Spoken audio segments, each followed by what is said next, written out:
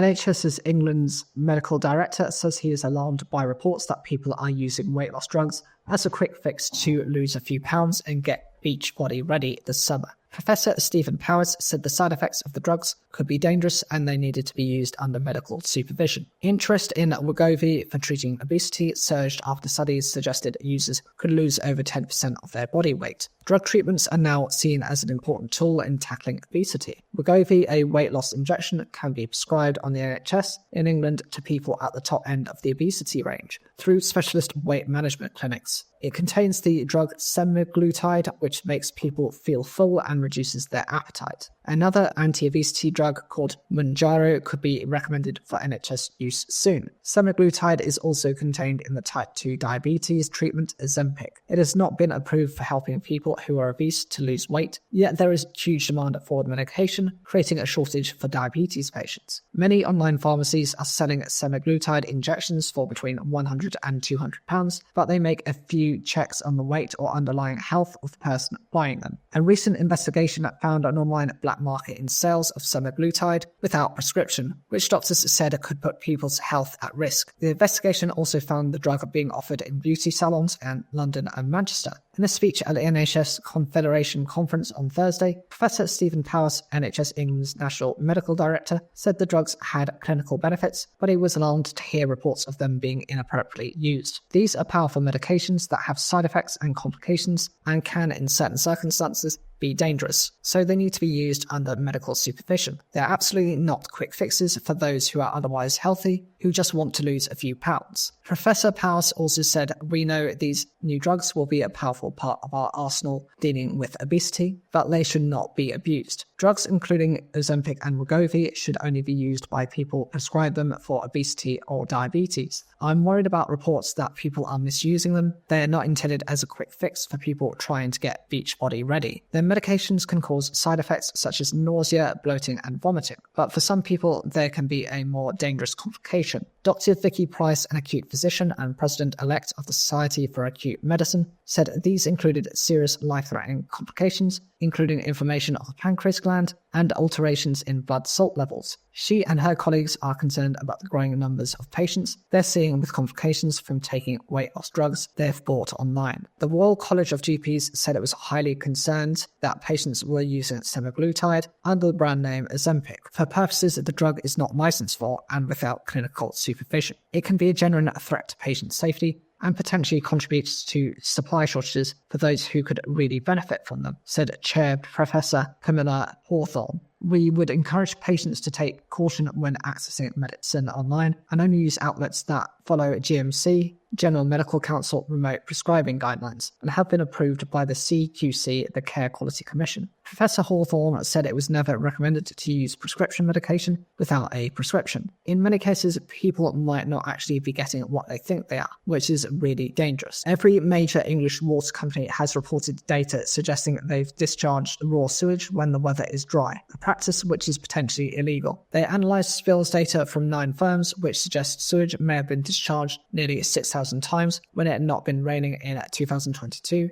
including the country's record heat wave. Water companies can release untreated sewage into rivers and seas when it rains to prevent it flooding homes, but such spills are illegal when it's dry. The firms say they understand public concerns around dry spilling, but they disagree with the findings. They've said the spill data shared with the Environment Agency was preliminary and unverified, and also disagree with how they defined a dry spill, which they say differs from the Environment Agency's approach. The latest findings follow an investigation conducted last year, which found 388 instances of possible dry spilling in 2022 by 3 water companies, Thames, Wessex and Southern, after they shared their data. The other 6, Anglian Water, Northumbrian Water, Severn Trent, South West Water, United Utilities and Yorkshire Water, had refused to share data about what they might be spilling. They said it could prejudice an ongoing criminal investigation by the Environment Agency, EA, and Ofwat into their activities. The regulator, the Environment Agency, which had the data disagreed and in January handed it to the BBC. Helen Wakeham, head of water at the EA, said the whole point of monitoring was to increase transparency, and they wanted to make the data more publicly available. Overflow points where sewage is discharged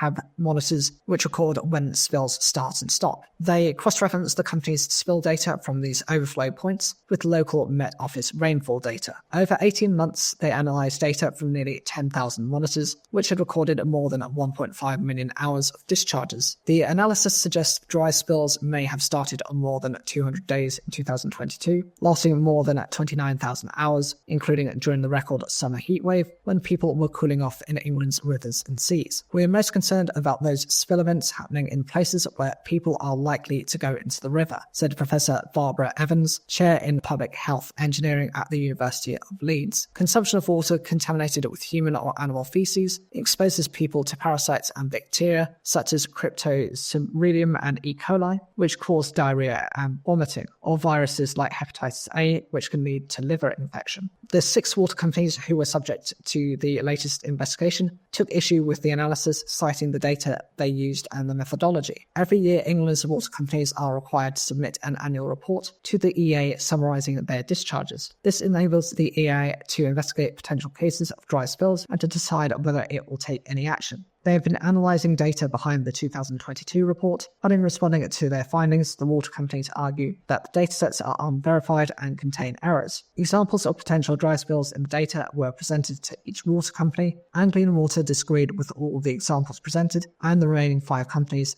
disagreed with some. The main reason the companies gave for disputing the examples was that their monitors malfunctioned and incorrectly recorded spills. From 2025, all water companies have committed to publishing near real-time sewage maps for the public to increase transparency. They will use data from these monitors to create the maps. David Henderson, CEO of the industry body Water UK, said, "We are the most transparent industry in the world when it comes to water. No other country in the world publishes this sort of data." In May, Anglian Water was found guilty of failing to provide data to the Environment Agency for their investigation, and it will be sentenced in July. Regarding the methodology, some of the water companies argue it did not take into account that some outlets have large catchment areas and it can take a few days for any rainfall to drain through their systems, i.e. sewage detected on a dry day may be the remnants from an earlier rainy day. However, they accounted for drain down time by only considering a discharge a potential dry spill when there had been 4 consecutive days in the surrounding area without rain. Helen Wakeham from the EA says the methodology is in fact more generous to the companies than the EA's. Commenting on the results of the investigation in general, she said, "I'm not surprised these networks haven't been invested in for decades. That investment needs to take place." In May, the UK's top engineers and medical professionals warned in a public report the risk from human fecal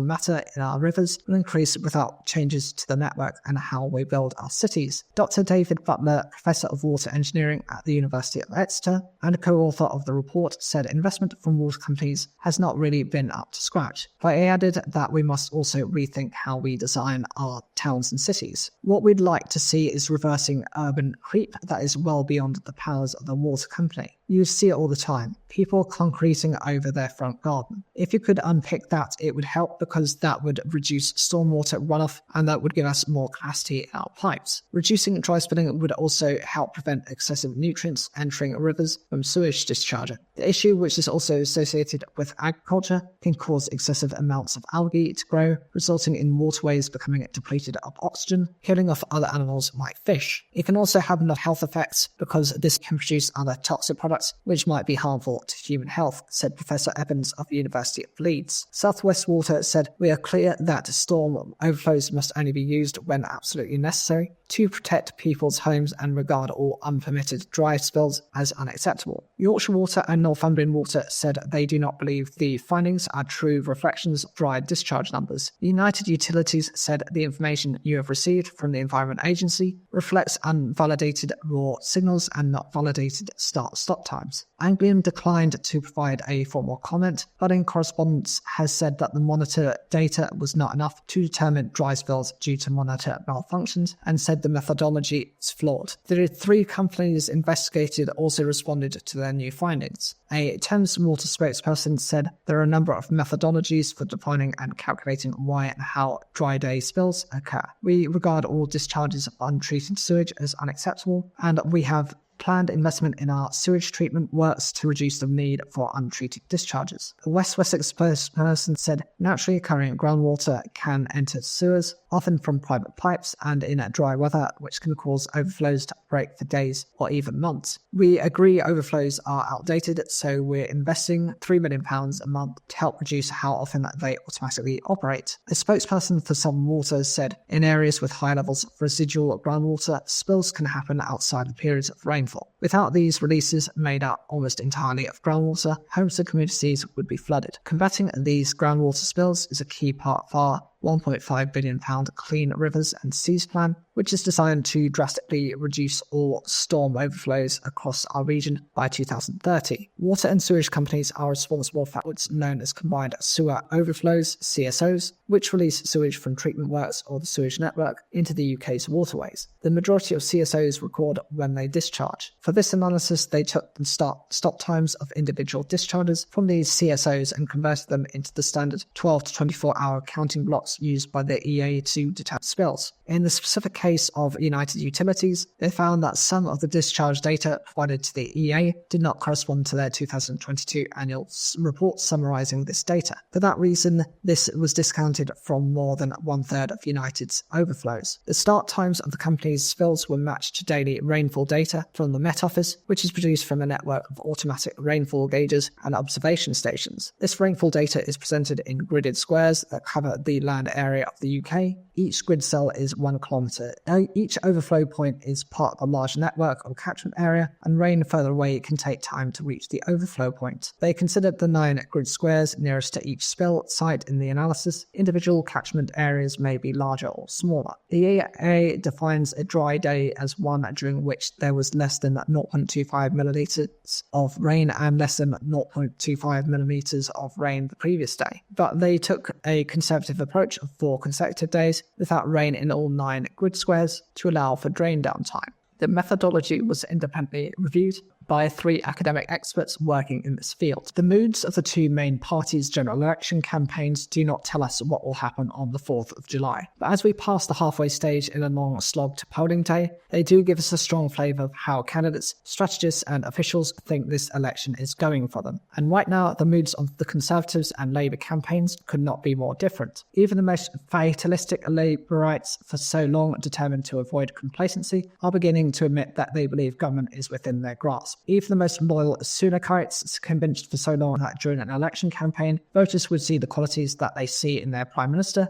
are beginning to concede that the long predicted narrowing of the gap between the 2 parties simply isn't happening, at least not yet. Utterly dire was the stark response from one prominent Conservative to the campaign so far. There's no clear messaging or strategy. They decried the Kool-Aiders working for Rishi Sunak, who they said were not realistic about his strengths and weaknesses, before thrusting him to the centre of what has so far been a presidential-style campaign. Some Conservative candidates argue that the election result will be closer than many expect, but privately, few even half-heartedly mount an argument that the overall outcome is up for grabs anymore. One candidate said that the prevailing pessimism in the party had sparked a vicious cycle. People just stopped campaigning, they said. A lot of colleagues haven't really worked their seats before. When morale is down, you can't really do anything. Another influential Conservative made a similar argument. At the grassroots level, they said it's quite a low motivation, low energy campaign. Volunteers are down. Lots of Tory MPs who think that they are going to lose their seats aren't really bothering.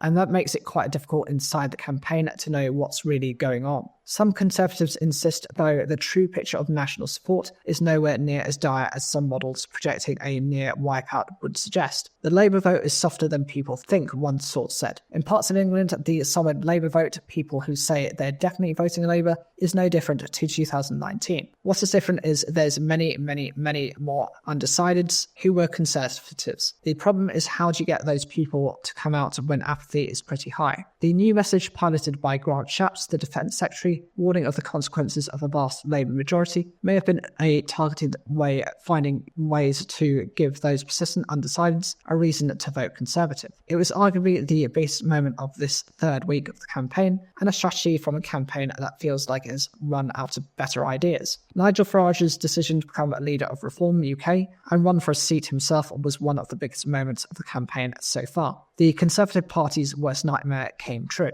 On Thursday evening, minutes before ITV's latest election debate started, a YouGov poll appeared, putting a Reform UK 1 percentage point ahead of the Conservatives for the first time. Not surprisingly, Mr Farage seized on this with glee, telling the ITV audience, "We are now the opposition to Labour." This is the inflexion point. The only wasted vote now is a Conservative vote. It is only one poll and 1% is within the margin of error. Let's see what others suggest in the coming days, but psychologically it is the last thing the Conservatives need. In Labour, meanwhile, there is a tangible buoyancy. Campaign insiders say that the first 3 weeks have gone smoothly, but insist that this is not the product of springing into action after Ms Sunak's sudden decision to go to the polls. Things are going well because of how carefully crafted things have been for a long time. That's a step change. In standards, in professionalism, it's a cultural change that Keir has brought. Everything is done properly. The Labour campaign has not been without its wobbles. The saga over whether Diane Abbott would be a Labour candidate disrupted the party's new grid, and there was frustration at the top of the party at Sir Keir Starmer's failure to immediately rebut Mr Sunak's tax attack in the first televised debate last week. In some ways, that was good for us because it reminded people that not everything will go to plan. Some on the left of the Labour Party, as signified by a protester early on in Sir Keir's speech at the manifesto launch, the absence of radical new policies in the manifesto risked depressing turnout left-wingers. Sir Keir embraced that critique in his speech, saying the stability in his programme was evidence of the stability he would bring to government. That's why Labour chose to launch their manifesto at the same venue in Manchester, where Sir Keir unveiled his 5 missions for government in February 2023, with messaging substantially the same as today's. So what is next for the Labour campaign? The party is proud of its so-called ground war, the pavement pounding, at door knocking and leafleting that goes away from the cameras. Privately, the party reckons its operation and data gathering is far superior to the Conservatives. As for the air war, what you'll see in media coverage, it'll be the same kinds of events and certainly the same message. But Sir Keir's visits will be taking place over the coming days in constituencies with large Conservative majorities than those who he has visited so far. Activists too are being encouraged to focus their energies on more and more ambitious target seats. One curious twist coming in the next few weeks, not lost on the senior Labour people, is the start of the Euros, the football tournament. This will command attention and passion, disrupt television schedules, and distract people at just the point the election campaign reaches its crescendo. How to campaign in an inevitably partisan manner, as people, particularly in England and Scotland, come together to watch the football poses a challenge. Some at the top of the Labour Party are beginning to think, if a little furtively, of the aftermath of the 4th of July too. Senior staff still do not know for sure what jobs they would have in Downing Street if Labour win, but Sue Gray, Sir Keir's Chief of Staff, has spent most of the campaign at party headquarters preparing detailed plans for government. Some shadow ministers have taken time off the campaign trail to hold access talks with civil servants in Whitehall. There are logistical questions about a Labour government too. For example, would they let MPs take their traditional 6-week summer recess? Well, plans are not yet developed on this. The answer appears to be a resounding no. We can't pass up the opportunity to hit the ground running, one Labour source said. Taylor Swift fans have been warned they could face hours of motorway tailbacks if they do not leave for Tuesday's sellout Cardiff show in good time. More than 70,000 fans are expected at the American superstar's only single-date concert of a 152-night Eras tour, which is at the Principality Stadium. Some who went to Ed Sheeran's Cardiff concerts 2 years ago were caught in 15-mile queues on the M4 into South Wales, with a few missing the gig completely. So Swifties have been told to expect severe delays driving into the Welsh capital and are advised to use public transport. Postcode data suggests Swift's Cardiff concert will attract music lovers from a wider catchment than most Principality Stadium events. One Ed Sheeran fan from Berkshire took 7 hours instead of the anticipated 2 driving to one of his 3 2022 gigs in Cardiff. So anyone going to Swift's only Welsh date on her huge 21-month tour have been advised to plan ahead, travel early and expect delays. Roadworks and rail engineering works in South Wales have been suspended to help fans attending the show, but drivers have been warned traffic increases by about 15% on the already congested M4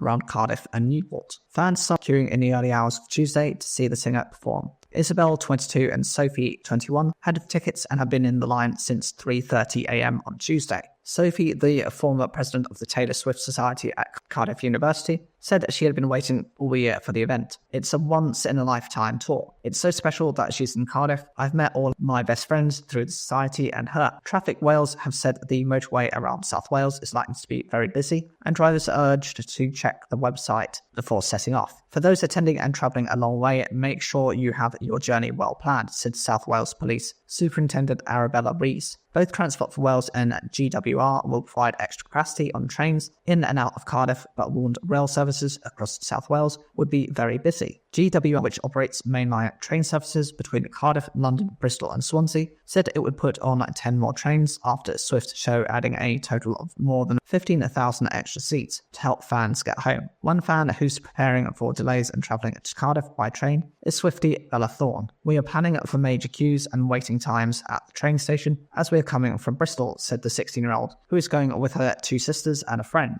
We've never been able to see her before and are all very excited about it. We've made lots of bracelets over the past few months and have coordinated outfits. Cassie Evans, a 14-year-old who has had cancer, is also going to see her musical hero and hopes to get a hat that Swift gives to a member of the audience during her performance of the song 22. I'm desperately hoping to get the 22 hat, said Cassie, who's going to the Cardiff concert with her mum. I'm recovering from a 4-year battle with relapsed leukemia followed by a bone marrow transplant, and I've missed out on so much. I hope Taylor thinks I'm special enough to receive it after all I've been through. Listening to her music helps get me through the many long days and nights of my treatment and recovery at Cardiff's Noah's Ark Children's Hospital, where I used to chat to the nurses about our favourite songs. It would mean the world to me to be chosen to meet her and receive the 22 hat. Fans have been warned against parking in restricted areas around Cardiff or face a fine, while organisers have said people shouldn't camp around the stadium. There will be a full city centre road closure in Cardiff from 12 p.m. British Standard Time on Tuesday, ahead of gates opening at 3 p.m. for VIP guests and 4 p.m. for general admission until midnight. Police have told anyone heading to see Swift in Cardiff that extra officers, including armed police, officers on horseback and facial recognition technology, would be deployed so people can expect a safe and welcoming environment. There will be an increased number of local officers who will be highly visible on foot patrol before, during and after the event. They'll be supported by our specialist colleagues to ensure that people coming to the city have a safe and welcoming environment. That's while sending a clear message to anybody who might be considering attending for the purposes of criminality that it will not be tolerated. They will be identified and dealt with. The American superstar has already played 3 nights in both Edinburgh and Liverpool in the UK. Then, after playing at Cardiff, the 34-year-old singer will head to London for 3 nights at Wembley Stadium on the weekend. Holly, 33, from London, used her interview on Radio Wales to break the news to her 8-year-old niece, Nellie J, that she's going to the concert at Wembley on Friday. It will be absolutely amazing, said Holly. She's been watching the Eras movie since it came out, so she's the biggest Swiftie. Holly flew to Chicago to see Taylor, but sadly did not manage to get tickets. So far, she's been to the gigs in Edinburgh, will be at the Cardiff one tonight, and then the one in London on Friday. The spokesman for Strictly Come Dancing's Graziano De Prima has confirmed the star kicked celebrity partner Zara McDermott once during rehearsals last year, which led to his removal from the show.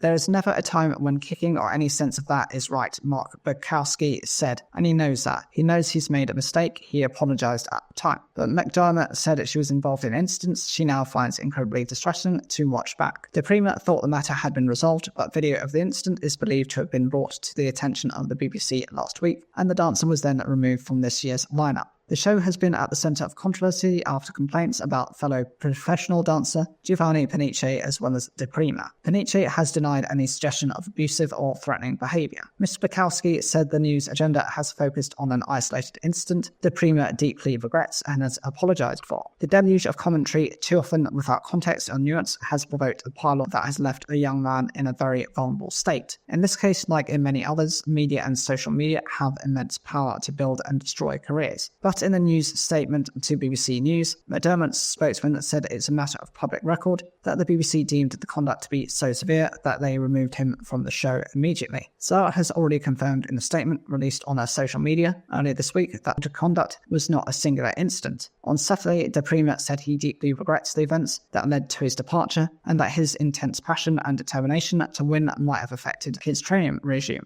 Ex-Love Island star and documentary presenter McDermott then posted her own statement statement, saying she was involved in incidents in the training room that she now finds incredibly distressing to watch back. The video has not been made public, and the circumstances surrounding it are not known. Mr. Pikowski said the Premier did not clearly remember the incident, but did not deny there was a kick, and the spokesperson accepted that he had crossed the line. He did, however, deny reports that he spat on his dance partner. The Premier does remember that he was pushing McDermott quite hard in training on the day in question, but he doesn't recognise some of the issues surrounding it. He added, referring to recent newspaper reports. The descriptions of what is being commented online and how he remembers it are not aligned, and he said it was absolute rubbish that a single incident was typical of what went on during weeks and weeks of training. There is also lots of evidence of the Premier and McDermott having a huge amount of fun together through his process. In her statement, McDermott said she fully understood the level of commitment and hard work that Strictly was going to be, and I dedicated everything to it. I'm a resilient person, and I was fully prepared to put in whatever it took. Much of the Strictly experience was everything I could have dreamt of, and the show's team were so amazing to work with. However, my experience inside the training room was very different. Reports have been made about my treatment on the show, and there were witnesses to some events, as well as videos of particular incidents, which are incredibly distressing to watch. The Premier has now returned to Italy, his home country, and is now doing manual labour on a remote farm. He said he has literally cut himself off from civilization. I think that's a wise thing to do, supported by his wife. He's coming to terms with his mental health issues. Mr. Pikowski said he had advised the Premier to seek professional assistance since his removal from the show. Following revelations, it was announced that the BBC will put a member of Strictly production staff in all rehearsals in the future to observe behaviour. There will also be enhanced training and 2 new dedicated welfare producers, one for the celebrity contestants and the other for the professional dancers. The director of Unscripted, Kate Phillips, said the vast majority of those who have taken part in the show have had positive experiences. If issues are raised with us or we've been made aware of inappropriate behaviour, we'll always take that seriously and act. Concerns that have arisen have been fundamentally related to training and rehearsals. The BBC has now taken decisive steps to further strengthen the welfare and support in place for everyone involved with this production. But Mr. Fikowski said arguably the BBC has come to this late to addressing the issues and push it. The training process for novice dancers is intense. It is an incredibly difficult thing to do, from turning that person from the ugly duckling into a swan. Former Strictly professional in 2008 to 2015 described it as a world of glitz and glamour and a lot of pressure. Any verbal or physical abuse is not acceptable at all. I don't believe violence of any kind, abuse of any kind is the answer to anything. You've got to be able to regulate your emotions. You are an adult. You've got to regulate it. You've got to understand that you're hired to do a very intense job, and you get frustrated, tired, you can snap, but physical abuse obviously is a no. She called for better psychological evaluations. We see the glamour and the glitter on Saturday night, but prior to that, it is grueling hours, hard work, a lot of emotions, a lot of stress. Broadcaster Reverend Richard Coles said he had a whale of a time when he took part in the show in 2017, but that he wasn't surprised by the current furor. Strictly is show business, a family-friendly, glittering surface that you see. Well, behind that, there's all sorts of things going on, not least intense competition. It's such a big show. The professional dancers have been doing it literally since they were kids in a very disciplined, very rigorous, very tough, sometimes even brutal kind of world. I think sometimes when celebrities encounter that, there's a kind of culture of shock. Somebody I know who worked on the show for a long time described it as a great show with a dark heart. I didn't really understand what they meant when they said that, but I think it's partly that in the glitter of the glitter ball, you see one thing, but off stage, of course, it's a different story. There is a wider culture of intense competition in the dance world, according to Terry Hyde, a dancer turned psychotherapist who has set up the charity Steps to provide mental health support for dancers. Many dance teachers and choreographers are supportive, but others still work in the old school way. They are perfectionists, they want to get it right, and they don't want to be made to look stupid by a partner that can't dance. These celebrities, unless they've done musical theatre, have probably never done anything like that before. The other thing to say is good dancers don't necessarily make good choreographers or good teachers. Emmeline Pankhurst, Rosa Parks, Marie Curie, Frida Kahlo, Jane Austen, Mary Seacole, all famous women who have changed the course of history. But how about these less familiar names? Gertrude Edouel and Sacagawea. Alongside their more famous counterparts, they are being brought to life in the musical Fantastically Great Women Who Changed the World. at its latest reincarnation, marches into London's The Other Palace Theatre later this month. The women are lifted from pages of the children's book series of the same name by Kate Pankhurst, a distant relative of Emmeline, with their achievements celebrated against a backdrop of catchy pop tracks. Annalisa Lamola plays 4 parts, including civil rights activist Rosa Parks, pioneering pilot Amelia Earhart, and Mary Seacole, the Jamaican-born Crimean war nurse. This is one of those shows where you get to play around but at the same time be educating people, allowing for women to just have an empowering moment. The variety of different women that we have on show, Amy Hodge, the real director, does an incredible job of giving us the room to make them real people, but at the same time allow them to also live in that realm of heroes, superheroes, these Marvel characters almost. Meg Hately stars alongside her and also plays several roles, including suffragette leader Pankhurst. She says working on the show, which comes from the same team behind the hit musical Six, has been an education for the cast too. Each day I come in, it's like I'm learning more and more. I don't know Sacagawea. The only reference I had for her was actually the Night at the Museum film. The Native American explorer is a character in the 2006 hit film. There's quite a few that I wasn't really aware of, and even the bigger names I hadn't really been taught about, Emmeline Pankhurst and people like that growing up. I knew the name and I knew about votes for women, but I didn't know many facts about her.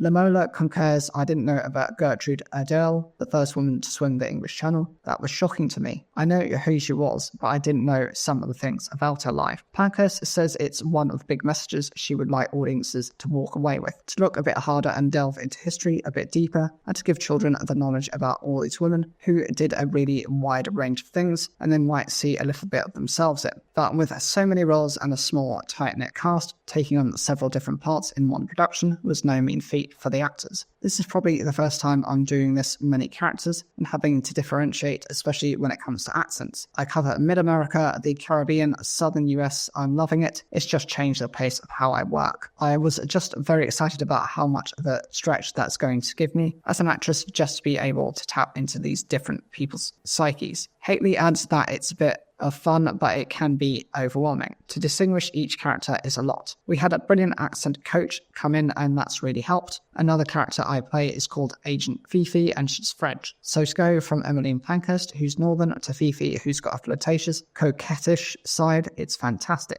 With an all-female cast, there's almost an entirely female creative team behind the scenes too. This is my first time being in a rehearsal room that is all female. Of course, we've got men in our company, but the immediate and direct family right now that in rehearsal spaces is just us women. I feel so safe to be around them. I feel so safe about my hormones. A lot of people don't talk about this, but our voices are affected when you're on your period. So just to be able to say that and somebody understand that and offer some help, it feels like such a small thing, but it goes such a long way. 2 powerhouse women are also behind the eclectic musical numbers, incorporating genres including pop, rap, ballads, and soul. Miranda Cooper is best known for co-writing hits for Girls Aloud, Sugar Babes, and Kylie Minogue, while Jennifer Desilvio has penned tracks for the lives of Miley Cyrus, Hines, Anne-Marie, and Beth Dittak. Cooper also co-wrote the script. Hately says you're getting to sing these epic pop songs, and not only that, it's with the most brilliant messages. I play Pankhurst and her song Deeds Not Words. I feel so powerful doing it. I hope that means other people are going to feel the same hearing it as well. The musical, like the book series, is aimed at younger audiences. Performing for a younger audience shouldn't prove too challenging for Lamola. It's easy for me because I do voiceovers for Hey Dougie, the CBeebies show, and having it done panto in the past, you learn how to engage with kids. Hately is also looking forward to connecting with younger audiences. I love the idea of possibly being somebody's first experience of theatre, and that can involve children but not in a patronising manner. They're actually just getting all the information, a bit like how I grew up with horrible histories. It feels like a similar sort of tone. Pankhurst says it's been a thrill to see her books come to life on stage. Every time I've been to see it, I feel like I'm sitting a bit taller in my chair. I can go out and take on the world and be a strong, powerful woman. And to think a younger audience are seeing that as well is really special. The show first debuted as a touring production in 2021 and was well received. The Guardian's Arifa Akbar described it as a high-voltage show with great charisma. She added, ordinarily a production built on a simplistic smash, the patriarchy brand of empowerment would leave me cold.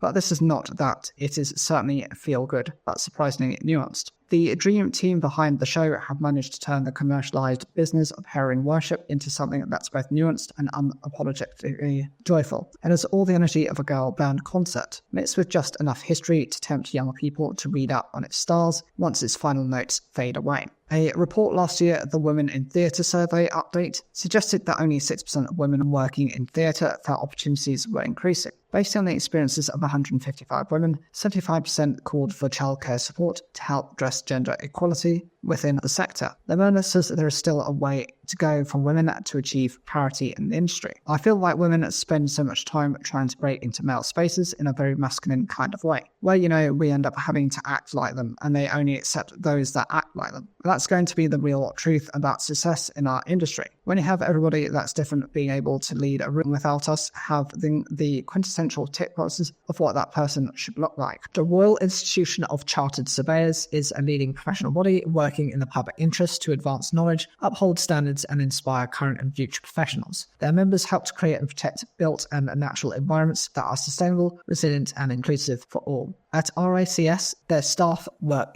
inclusively with their members collaborating to support them in their practice and build connections. They set qualifications and independently regulate chartered professionals and firms, building trust and confidence with clients and consumers. With a heritage of over 150 years, RICS sets the standards for over 130,000 members and candidates operating in the development and management of land, real estate, construction and infrastructure across more than 140 countries globally. Their trusted data and insight guides decision makers and governments, helping to shape public policy, deliver positive societal change, and provide a foundation for confident markets. Their members influence the quality of lives, underpin societies, and drive economies. Everything that they do supports their current and future memberships to uphold, advance, and inspire professionalism for the benefit of society. The Amazon-owned video streaming platform Twitch has banned one of its most popular live streamers. Kai Cenat holds the record for having the most subscriptions to his channel. The United Kingdom Football Policing Unit works with the Home Office and the National Police Chiefs Council Football League (NPCC), and it strives to reduce violence, antisocial behaviour and disorder at football events involving UK football teams. It undertakes activities to coordinate national footballing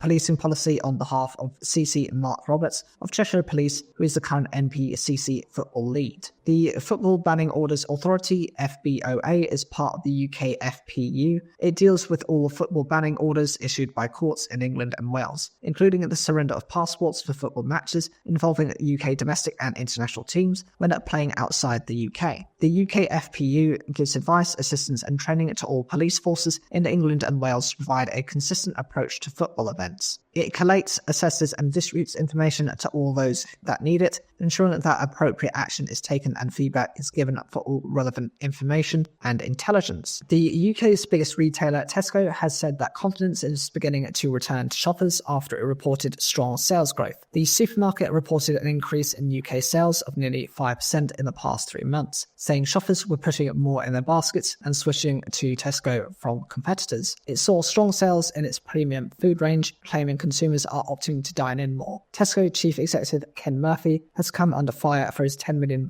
pay package last year, but the company defended the figure at its annual general meeting. Tesco Chairman Jerry Murphy said he had no difficulty in defending Ken's absolute level of pay. We do recruit from time to time at very senior levels from the global market, and frankly, we just have to be competitive with that market. Before the AGM, Ken Murphy had told reporters, "I absolutely accept that I'm well paid." According to the pressure group Share Action, the Tesco CEO's salary is 430 times more than the average Tesco employee. Tesco said there had been a gentle improvement in consumer sentiment, and it was hoping for a boost from this summer of sport with the Euro 2024 football tournament about to begin. The retailer is planning for strong demand on match days and has observed an uptick in consumer confidence and positivity going into summer. Sales of its premium finest food range have been particularly strong, Tesco said, rising by 12.5%. We've continued to build momentum in the business with strong volume growth across the UK, Republic of Ireland and Central Europe, supported by easing inflation, Ken Murphy said. Our market share reflects this, growing more than any other time in the past 2 years, with customers switching to us from other retailers, shopping with us more often and with more in their baskets. The number of children receiving treatment in private hospitals across the UK rose by almost a quarter last year to more than 46,000, according to new data.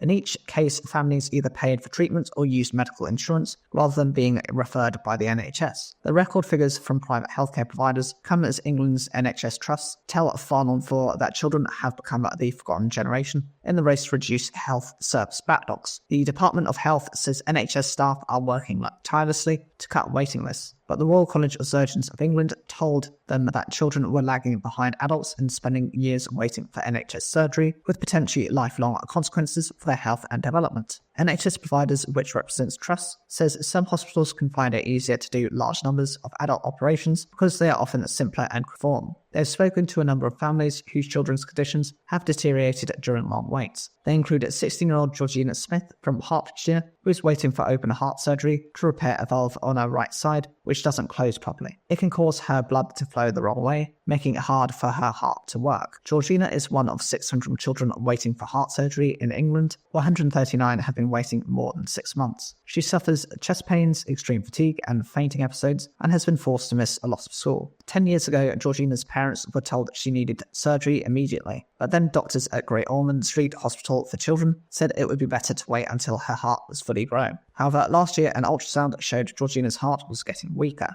Doctors said she should have surgery within 6 months, but Georgina has been on the waiting list for 9 months. Georgina says she feels like her operation will never happen. It's like a cloud over my head. It's always just this waiting and waiting and waiting. In a statement, Great Ormond Street Hospital said, "While we have reduced our cardiac surgery waiting list by 25% since the pandemic, there are many challenges we continue to face." It added this included demand for beds, often from emergency patients. After they were approached, Georgina received a date for surgery in July. Data released under a Freedom of Information request reveals the number of children facing very long waits to be admitted to hospital across the UK. It shows at least 20,000 waits of more than a year for treatment, including surgery. Most of these long waits are in England, approaching 16,000 at the start of this month, up 15% in a year. Before the pandemic, it was extremely rare for children to wait more than a year for surgery. Trusts in England say children must be explicitly prioritised by the government, including more funding to allow trusts to commission more surgery. NHS England, which runs the health service in England, said it recognised it could be distressing for families who are waiting for a child to have surgery. It said it was increasing the number of ring-fence beds for paediatric surgery in addition to critical care beds. The Department of Health added that NHS England had set up a task force specifically aimed at bringing down waiting times for children's surgery. In Wales, the Department of Health said it was putting more money into the NHS and prioritising reducing long waits for children. Scotland's Department of Health said it was maximising productivity and targeting extra resources at driving down waiting times for children, particularly the longest waits. Overall, across the UK, the number of children being seen privately since 2019, before the pandemic, is up 38%. The figures from the Private Healthcare Information Network do not include NHS trusts using private hospitals to provide treatment. They show the number of children having surgery privately rose almost a fifth last year to over 24,000. Children aged 15 to 17 are the biggest patient group for surgery. The most common procedures are the insertion of grommets in the ears, removal of tonsils and adenoids, and orthopedic surgery. In Northern Ireland, the Royal College of Surgeons has described the waits for children's surgery as dire. Niall McGonigal, a thoracic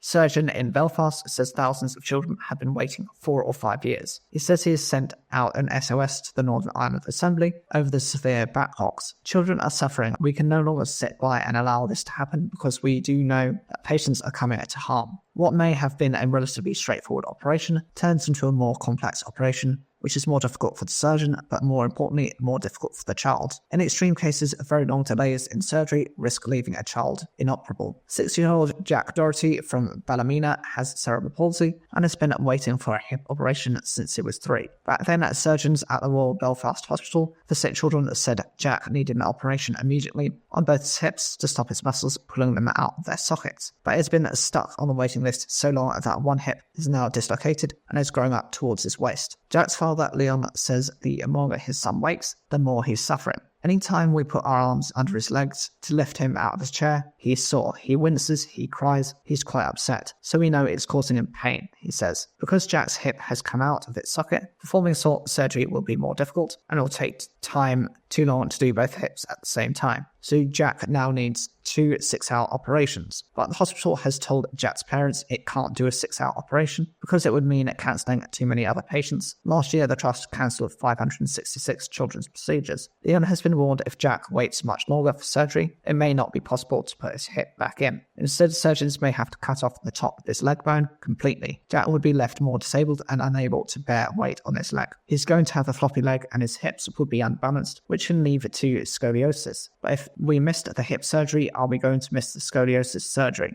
I get angry for Jack. They're failing children, and it's the children with the greatest needs that are being failed. Belfast Health and Social Care Trust said in a statement that it was under increased and sustained pressure. I was very sorry it has been unable to give Jack surgery. It said it was exploring all possible options to help him. Northern Ireland's Department of Health told them it was trying to maximise the existing capacity in paediatric surgery, but it could not add any more capacity with the funding it received in the budget. NASA has confirmed audio shared widely on social media of astronauts in distress was a simulation broadcast on its YouTube channel in error. In the clip intended to be used for training purposes, a voice said an astronaut on the International Space Station, ISS, had a tenuous chance of survival. The broadcast of the clip on Wednesday evening sparked speculation online about a possible emergency in space, but NASA said all members of the ISS are safe. This audio was inadvertently misrouted from an ongoing simulation where crew members and ground teams train for various scenarios in space and is not related to a real emergency, it said on the ISS X page. Private firm SpaceX also posted on social media to say there was no emergency aboard the ISS. The accident, which occurred at 11:28 British Standard Time,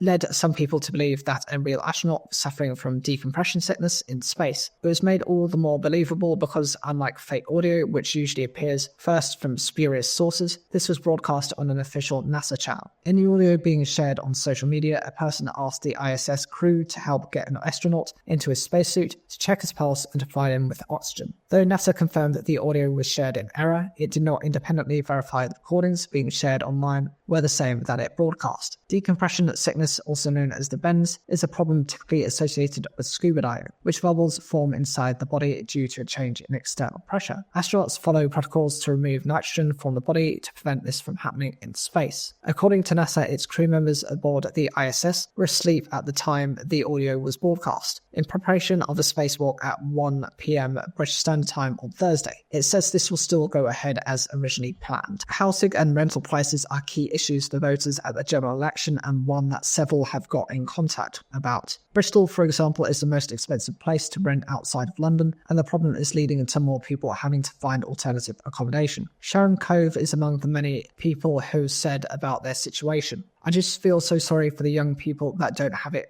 as good as I did, she says. Like most parents, Sharon wants the best for her son. At 31, Dan has had to move back in with mum and dad. He runs a small business and record shop in Bristol, selling successfully to music lovers. He can afford the rent on the shop, but not the rent on the flat as well. The price of private rentals is huge, Sharon complains. She says it makes it impossible for young people to move on, adding the issue is them not being able to save and get on the housing ladder, the massive deposits they need to save up. Her son is far from alone. Recent official statistics found that 40% of people aged 16 to 34 are now living with their parents. 6.7 million people in all. Bristol is the most expensive place to rent in the UK outside of London, according to recent figures from the Office for National Statistics. The average rent in the city rose 9% to £1,734 a month in February 2024. The housing crisis has become her number one issue in this election, not for her generation, but her son's. I think they were sold a lie. I think they were sold, go to school, work hard, go to uni, get a good job, and life will be good for you, she says. And it just isn't. Not for them right now. Sean Douglas is battling the same problem 40 miles away at the motorway. The 39-year-old rents a flat in Cheltenham where he says prices have spiraled out of control. He was one of dozens of people who were contacted. They asked people about topic matters most in their election, and many of them said housing was not getting enough attention. Mr. Douglas has a good job but can only afford a small one-bedroom flat. Landlords, he says, are asking for eye-watering rents for even studio apartments. For him, there is a clear political solution: rental reform.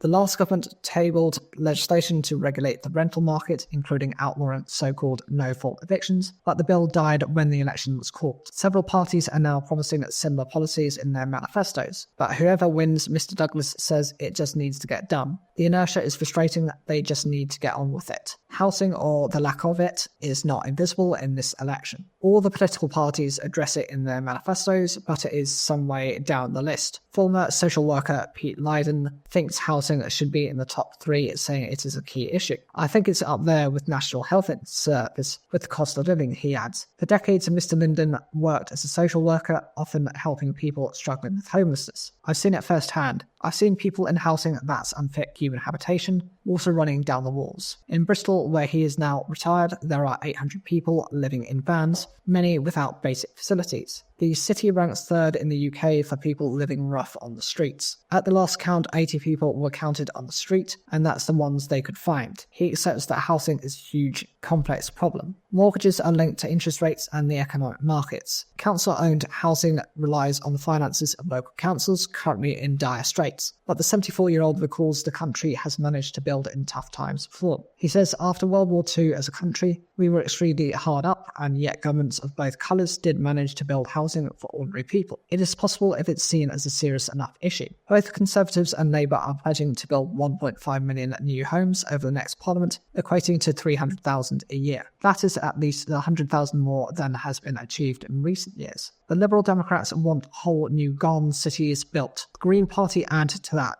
ambition, insisting that they will build 150,000 new social homes owned by councils or housing associations. But not everyone is a fan of new housing estates. On the eastern fringe of Bristol, residents have been fighting plans by the local council to build 4,000 new homes on greenfields. Martin Roberts is angry at his local plan. Bristol is a big, successful economic hub, he says. I can understand why people want to come and live here, but is that a good reason for building on our greenbelt? I don't think it is. The retired accountant now lives in a small, quiet hamlet just a mile from the East Bristol Ring Road. He accepts that something must be done. Housing has got massive problems in this country, with people struggling to buy. Prices are constantly going up, rents are constantly going up. But like many in his rural area, he worries that it cannot take a sudden influx of people. We have no infrastructure. The northern fringe has the M4, the M5, Bristol Parkway Station. He adds, we have nothing. A couple of A roads and a ring road that is mostly a car park. If you add thousands and thousands of extra homes on our doorstep, everything is going to grind to a halt. The policies and pledges by the various politicians and governments include, from the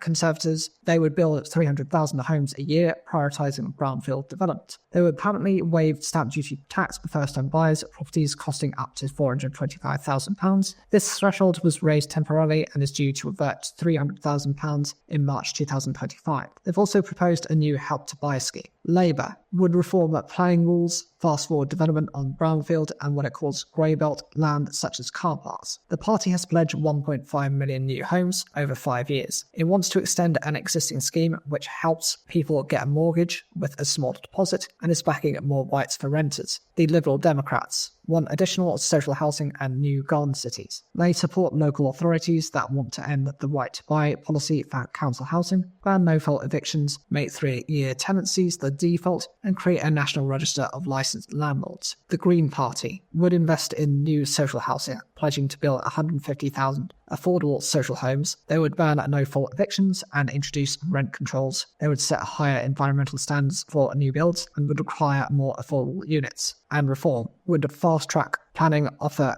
tax incentives for development on brownfield sites, and give tax breaks to small-scale landlords. People born in the UK would be given a priority for social housing. Meat processor Pilgrims UK has proposed plans to close its Ashton-under-Lyne site, putting 542 roles at the risk of redundancy. The proposed closure is part of the manufacturer's ongoing footprint review as it explores the best structure for long-term growth and development. It follows a period of significant challenge for the UK pork sector, which has seen the sow herd contract by 15% and loss-making farmers leaving the the industry due to a sustained period of high production costs and lower pig prices. The initial phase of Pilgrims UK's footprint review included the closure of its Colville site and the imminent closure of the Bury St Edmunds site, as well as the introduction of a 4-day week at Ashton in September 2022. Rachel Baldwin, Pilgrims UK Vice President of Human Resources, said the decision to propose the closure of our Ashton site has not been taken lightly, and we've made every effort to explore alternative options. A key part of our work to return to growth includes ensuring we fully optimise our operational footprint, and the age and location of Ashton within a densely populated area means that there is no feasible opportunity to modernise or grow the site. As a result, these proposals are unfortunately essential to ensure a sustainable future for our team members across the UK. Existing operations will be transferred to Pilgrims facilities in Spalding, Westerly and Bromborough. The proposals would create 90 additional roles split between the 3 sites. Pilgrims UK's proposal to close its Ashton site followed a number of factory closures announced by food manufacturers since the start of the year. As of the end of March, Nestlé announced it will be closing the doors of its Caldry site in Hollywood star Jamie Foxx is in hospital a week after his daughter revealed he has been admitted following a medical complication. People magazine confirmed the star of films such as Collateral and Ray was in Georgia Hospital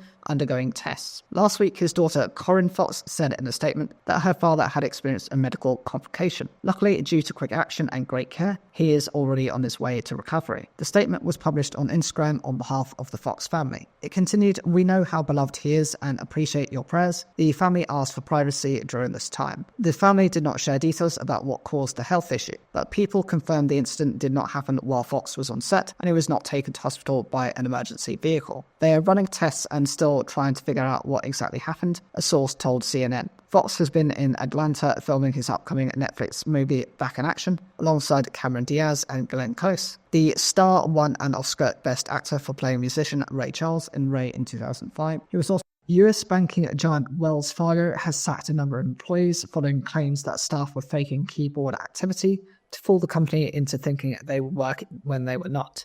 It is not yet clear how the issue was discovered or whether it was specifically related to people working from home. The US bank said staff had been fired or resigned after review of allegations involving simulation of keyboard activity, creating impression of active work. New rules recently came into effect in the US, which mean that brokers working from home must be inspected every 3 years. The spokeswoman for the firm said Wells Fargo holds employees to the highest standards and does not tolerate unethical behaviour. In 2022, Wells Fargo said it had adopted a hybrid flexible working model with staff permitted to work from home some of the time. Some large companies have been using increasingly sophisticated tools to monitor employees since remote work expanded during the COVID pandemic. Such services can track keystrokes and eye movements, take screenshots and log which websites are visited. But technology has also evolved to evade the surveillance, including so-called mouse jigglers, which are aimed at making computers appear to be in active use, which are widely available. According to Amazon, where they can be found for less than $10, those have been sold in the last month. Bloomberg, which first reported the move based on the filing Wells Fargo made to the US Financial Industry Regulatory Authority, said that more than a dozen people have been affected. There have been confirmed 6 instances in which staff have been discharged after review and 1 case in which a person resigned voluntarily after being confronted with the claims. Many of them had worked with Wells Fargo for less than 5 years. Many firms, especially in the financial industry, are pushing staff to return to the office. Remote work has remained popular since the pandemic, but numbers have been drifting lower. In the US, just under 27% of paid days last month were work from home days, compared with more than 6% of the pandemic in 2020, according to research by professors at the Instituto Tecnológico Autónomo de Mexico, IDE Business School, Stanford, and University of Chicago. As of the spring, about 13% of full-time employees in the US were fully remote, and another 26% enjoyed a hybrid arrangement, according to the researchers. Nigel Farage has said the 2024 general election should be the immigration election, as he launched his party's proposals in South Wales. The Reform Party leader said he wanted to see a freeze on non-essential immigration, which he blames for NHS waiting lists and the housing crisis, saying other parties would rather not discuss it. Seeking to differentiate his plans from Labour and the Conservatives, he insisted the document he unveiled in the community centre in Gurnos, Merthyr Tydfil, was not a manifesto but a contract. He said, "If I say to you manifesto, your immediate word association is lie." Eurosceptic Mr Farage was a member of the European Parliament for more than 20 years until the UK left the bloc in 2020, and also led the Brexit Party and UKIP before founding Reform. Guess who's back, he quipped as he took to the stage. Immigration was the main focus of the event, with Mr Farage claiming Britain is broken and in decline culturally, and that stopping immigration would help us at least try to catch up. Acknowledging that Reform was a very, very new political party, he said that they were not aiming to form the government at this election, but instead work towards a potential 2029 victory. Our ambition is to establish a bridgehead in Parliament and to become a real opposition to a Labour government, he said, adding that the other parties were ineffective, with the Tories split down the middle. Mr Farage repeatedly said he wants to create a big, genuine mass movement of people, and we need a good, strong opposition that can mobilise people in very large numbers. 5 core pledges in the Reform UK manifesto include a freeze on non-essential immigration and the deportation of people crossing the channel in small boats. The party also believes cutting back office waste and giving tax breaks to doctors and nurses could lead to zero NHS waiting lists, and suggests axing income tax on earnings under £20,000. Reform also wants to scrap net zero targets aimed at tackling the climate crisis by minimising planet warming gas emissions by 2050, and instead turn to fossil fuels, with a promise to unlock the UK's remaining oil and gas reserves. The pledges also include leaving the European Convention on Human Rights. Reform's planned tax cuts could cost nearly £90 billion per year, and spending increases would cost about £50 billion per year, the party says.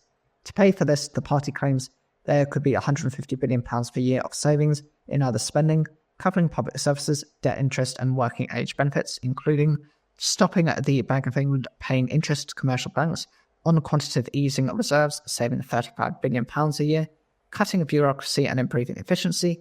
Reform says it will save £5 in every £100, worth £50 billion a year, scrapping net zero worth £30 billion a year, cutting the foreign aid budget by 50%, saving £6 billion a year, and encouraging benefit claimants back to work, saving £15 billion a year.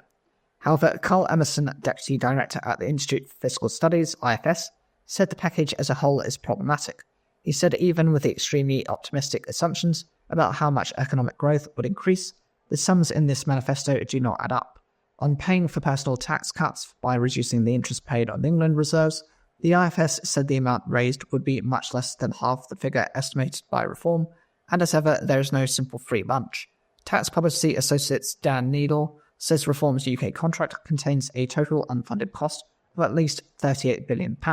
The candidates in Methil Tifdal and Aberdare, Anthony Cole, Workers' Party of Britain, Bob Davenport, Communist Party of Britain, David Griffin for Greens, Amanda Jenner for Conservatives, Gerald Jones for Labour, Jade Smith for Liberal Democrats, Gareth Thomas for Reform UK, Francis Whitefoot, Plaid Cymru, and Lorenzo Di Gregori as an independent. If there's one word Jade Thirlwall's fans are sick of, it's soon. They hate me for that, the singer says, I'm so sorry. After Little Mix announced they would go on a break after their 2022 tour, Jade is the last member of the girl group to release her solo music and has long been appeasing fans with the promise it was on its way. Now her debut single, Angel of My Dreams, has arrived. I'm ready to give some pop girly drama. I've been writing for 2.5 years now for this project. I think I needed that time to evolve as my own artist outside of Little Mix. Little Mix was first put together on the X Factor in 2011, made up of Jade Perry-Edwards, Leanne Pinnock, and until 2020, Jessie Nelson. It was Jade's third audition for the show. She was 18 and dreaming of making it as a solo artist. But in a clip from the series, you can see the moment her face crumbles as Judge Craig Rowland tells her, I would actually love to see you in a girl group. I think the reason why I reacted like that was because in my mind, when I pictured a girl group of the time, the bands that were popping off were like the Pussycat Dolls, who I loved, but they were really sexy, and little old me stood there in my braces and bow tie. I was like, how am I meant to be that in a girl band? Also, growing up, I did have a tough time at school, like being bullied and stuffed by girls. I was scared, I think, more than anything, that I'd be with a bunch of girls that I didn't fit in with, because I still am, but I was a bit of a nerd and weirdo. Looking back, Jade says she wasn't ready to be a solo artist. I know back then I could never have done it on my own. I needed to go through my adult life and my womanhood with those girls around me to get me through that. The music industry is brutal, especially if you're young and you're going into it on your own, so I'm grateful. In Angels of My Dreams, Jade doesn't shy away from the brutality of the music business. You only care about money, she sings. Selling my soul to a psycho. They say I'm so lucky. Better act like you're lucky, honey. It also opens with a sample of Sandy Shaw's Puppets on a String. The song was the UK's first ever winning Eurovision entry in 1967, and Jade accepts fans might need to be Eurovision superfans to like herself to get the reference. But she feels using the song lets her reflect how it was going to be in a girl group forged on reality TV. Me using that is a kind of more fingers up to what the industry said for such a long time about us as a band. We worked really hard and we wrote a lot of our music. We had a very clear vision of who we wanted to be. When you come from these shows, you get labelled constantly as they're manufactured or they're puppets or they're blah blah blah. We always had to fight that. Little Mix became one of the most successful girl groups ever, with billions of streams and 3 Brit Awards. Now, with her first solo track released, Jade feels she's now able to have an individual identity as an artist, and emphasises she hasn't felt the pressure of being the last of her bandmates to go solo. I think if I had released sooner, I might have felt a bit more pressure. I don't feel that. I'm proud of my artistry, and I think we're all very different as solo artists too. So I don't need to feel the pressure in that sense. With Angel of My Dreams, Jade says she wanted to come out with a bang, surprise people, and push myself creatively. So what more can fans expect from Jade as she finalises her album? The unexpected. I wanted to make sure I had pretty much a whole body of work ready to go before launch. It's the perfect song to introduce everyone to the Jade world. The topic of male mental health has received much more prominence in the last decade, something many would argue is long overdue.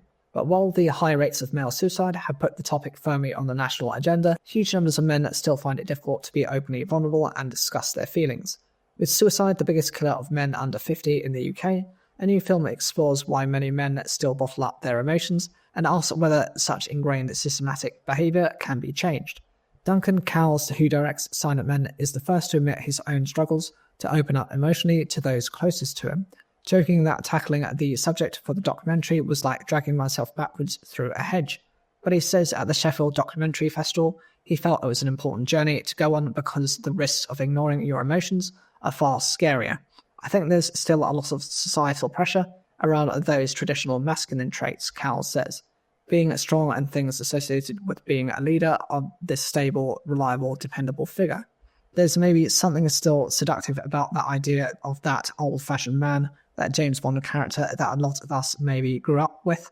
I think it's still quite sought after by a lot of people. Whereas my experience is when you're a bit more open and vulnerable, that can actually lead to strong relationships, and therefore more joy, connection and fulfillment, and yet still we're drawn to being closed off. The idea of men suffering in silence is nothing new. It was 1854 when Henry David Thoreau wrote most men lead lives of quiet desperation. The fact that the essayists' most famous observation has survived 170 years and is still quoted so widely today is a testament to its relatability, but also of how little progress has been made. Thoreau taps into a feeling many men have both then and now of being unfulfilled, whether that's in their career, relationships, or for reasons they can't quite put their finger on. Overwhelmed by the commitments of mundanity of day-to-day life, while simultaneously unwilling or unable to voice their emotions, men often find it hard to cope. I suppose it's always been something I struggled with, opening up and showing emotions around family, Cowles says of his reasons for making the film. While I was at university, I'd done that film which investigated that, but it always felt like this thing that I hadn't fully resolved in my life. Setting out to explore the subject further at the start of the film, Cowles posts an advert online looking for men to speak to for the documentary. He then goes to interview some of those who reply.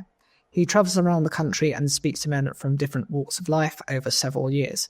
At one point, he attends a retreat where men gather for a weekend to do group therapy.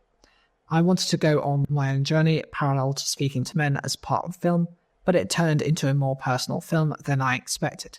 The Scottish filmmaker interviews members of his own family and studies how their personalities shaped his own. My dad likes drilling holes in the wall and his stamps, but he's not big on verbal communication, Cowles notes early on, painting a picture of fathers many will recognise. One trauma specialist interviewed for the film cites a study which found that babies in blue blankets, and therefore assumed to be boys, were touched for significantly less time than girls. So that's really interesting. What are we doing in our culture about socializing boys to not be touched as much, not be seen as vulnerable, not need emotional support as much as girls? The toughening up, be a brave boy, big boys don't cry, that process of making you into a man, where someone that has told you that's what a man is, that's a man that has to be emotionally strong. There are all these social constructs that kind of trap you, which is causing huge numbers of mental health issues for guys. We've got a big problem on our hands. Silent Men is Cal's first feature documentary, but he previously won a BAFTA Scotland award for his short film Isabella. After it was difficult to get the men featured in the film to talk about their feelings, Cal's replies strangely not, because there's something about speaking to a stranger that can sometimes feel a lot easier than speaking to someone who's in your own family. I guess it's because you've got less to lose. The insights from other men make for interesting viewing. One contributor, Ainsley, says his outlook changed after having a baby, but not necessarily in the way you might think. He says the responsibility of being a father actually meant there was less time and opportunity to find room for expressing his own emotions. Another man tells his young son constantly how much he loves him, and says he hated the thought of anybody close to him dying without knowing how much they meant to him. One of the film's most affecting and funniest moments comes when the microphone Cal's brother is using cuts off after the battery dies, and he uses that exact moment when he can't fully be heard to tell Duncan, "I love you." Despite all of the heavy talk, the film is peppered with moments of levity. The director occasionally cuts away abruptly from tough conversations to run footage of soothing shorelines and bumblebees on flowers. One thing I really wanted to do with this film is make it feel accessible, not all mental health based, but to also contain humour and leave people with a smile on their face. The documentary builds towards a conclusion as Cal sits down with his parents to tell them he loves them. While both are receptive, his father is somewhat dismissive of the airy-fairy nature of showing emotions, suggesting it's not a normal thing for a man. Therefore, his father argues if somebody isn't opening up, that's actually a good sign, as not feeling the need to be vulnerable means they are generally feeling content. Reflecting on his father's comments now, Cal said he comes from a generation where he doesn't want to see someone visibly upset, so if you're showing nothing, then that's a good thing to him, because it means you're okay. I know what he means. Younger people seem to have a different opinion on these kinds of things, and they're more willing to open up, he notes.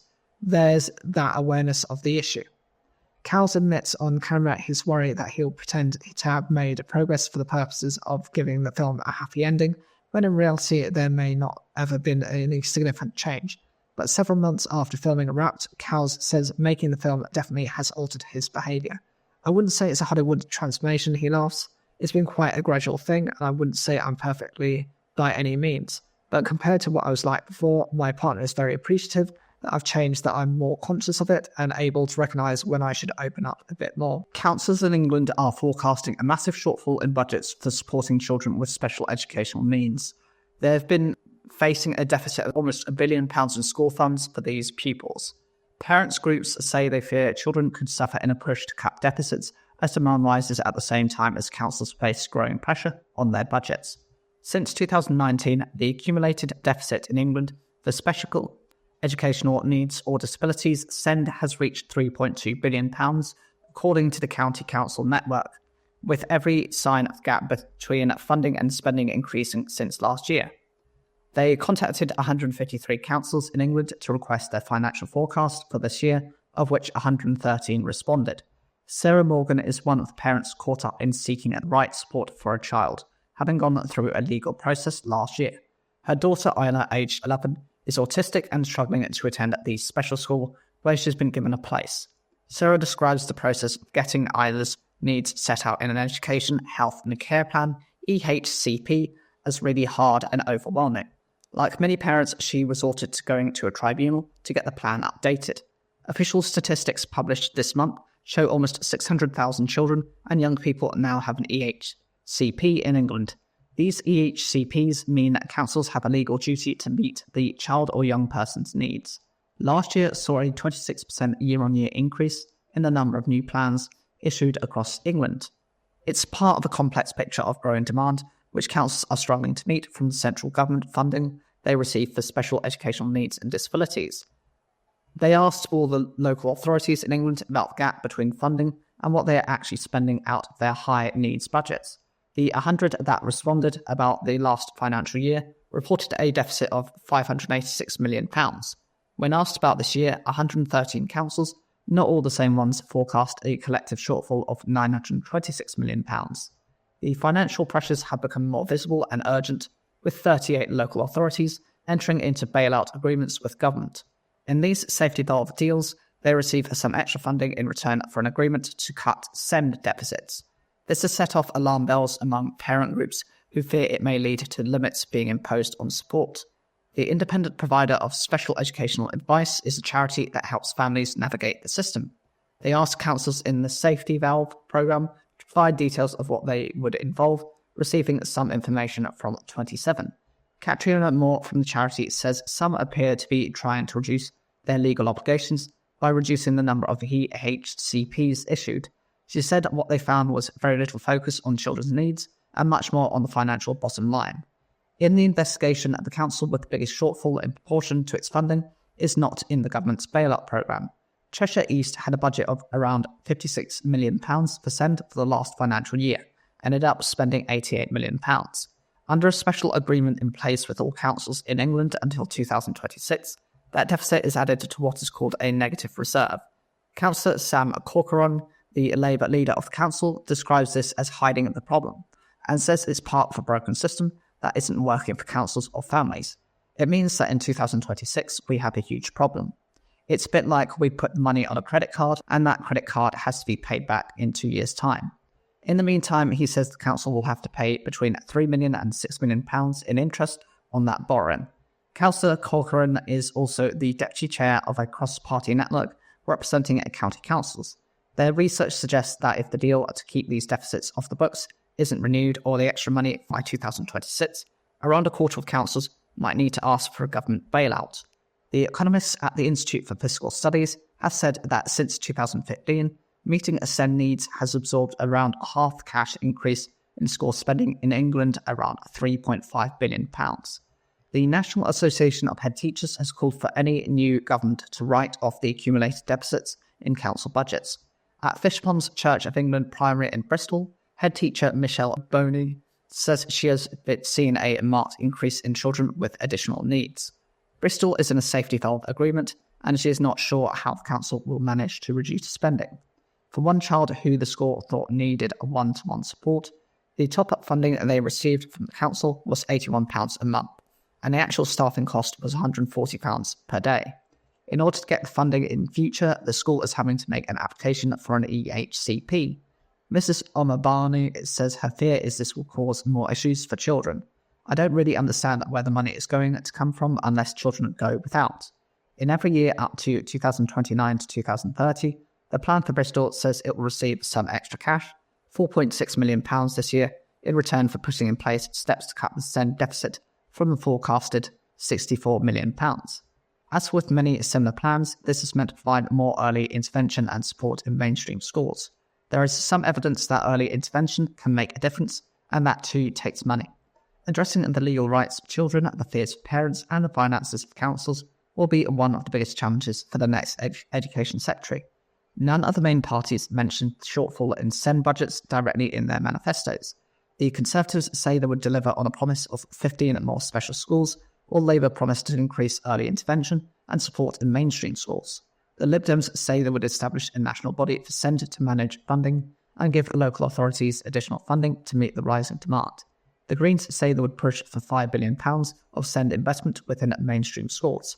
Reform UK did not mention SEND in their contract. Work meetings can sometimes be incredibly powerful, like the one that Jamie Tevan, chief scientist at Microsoft, says she had a few years ago with their chief executive Satya Nadella and Sam Altman, the founder of leading AI OpenAI.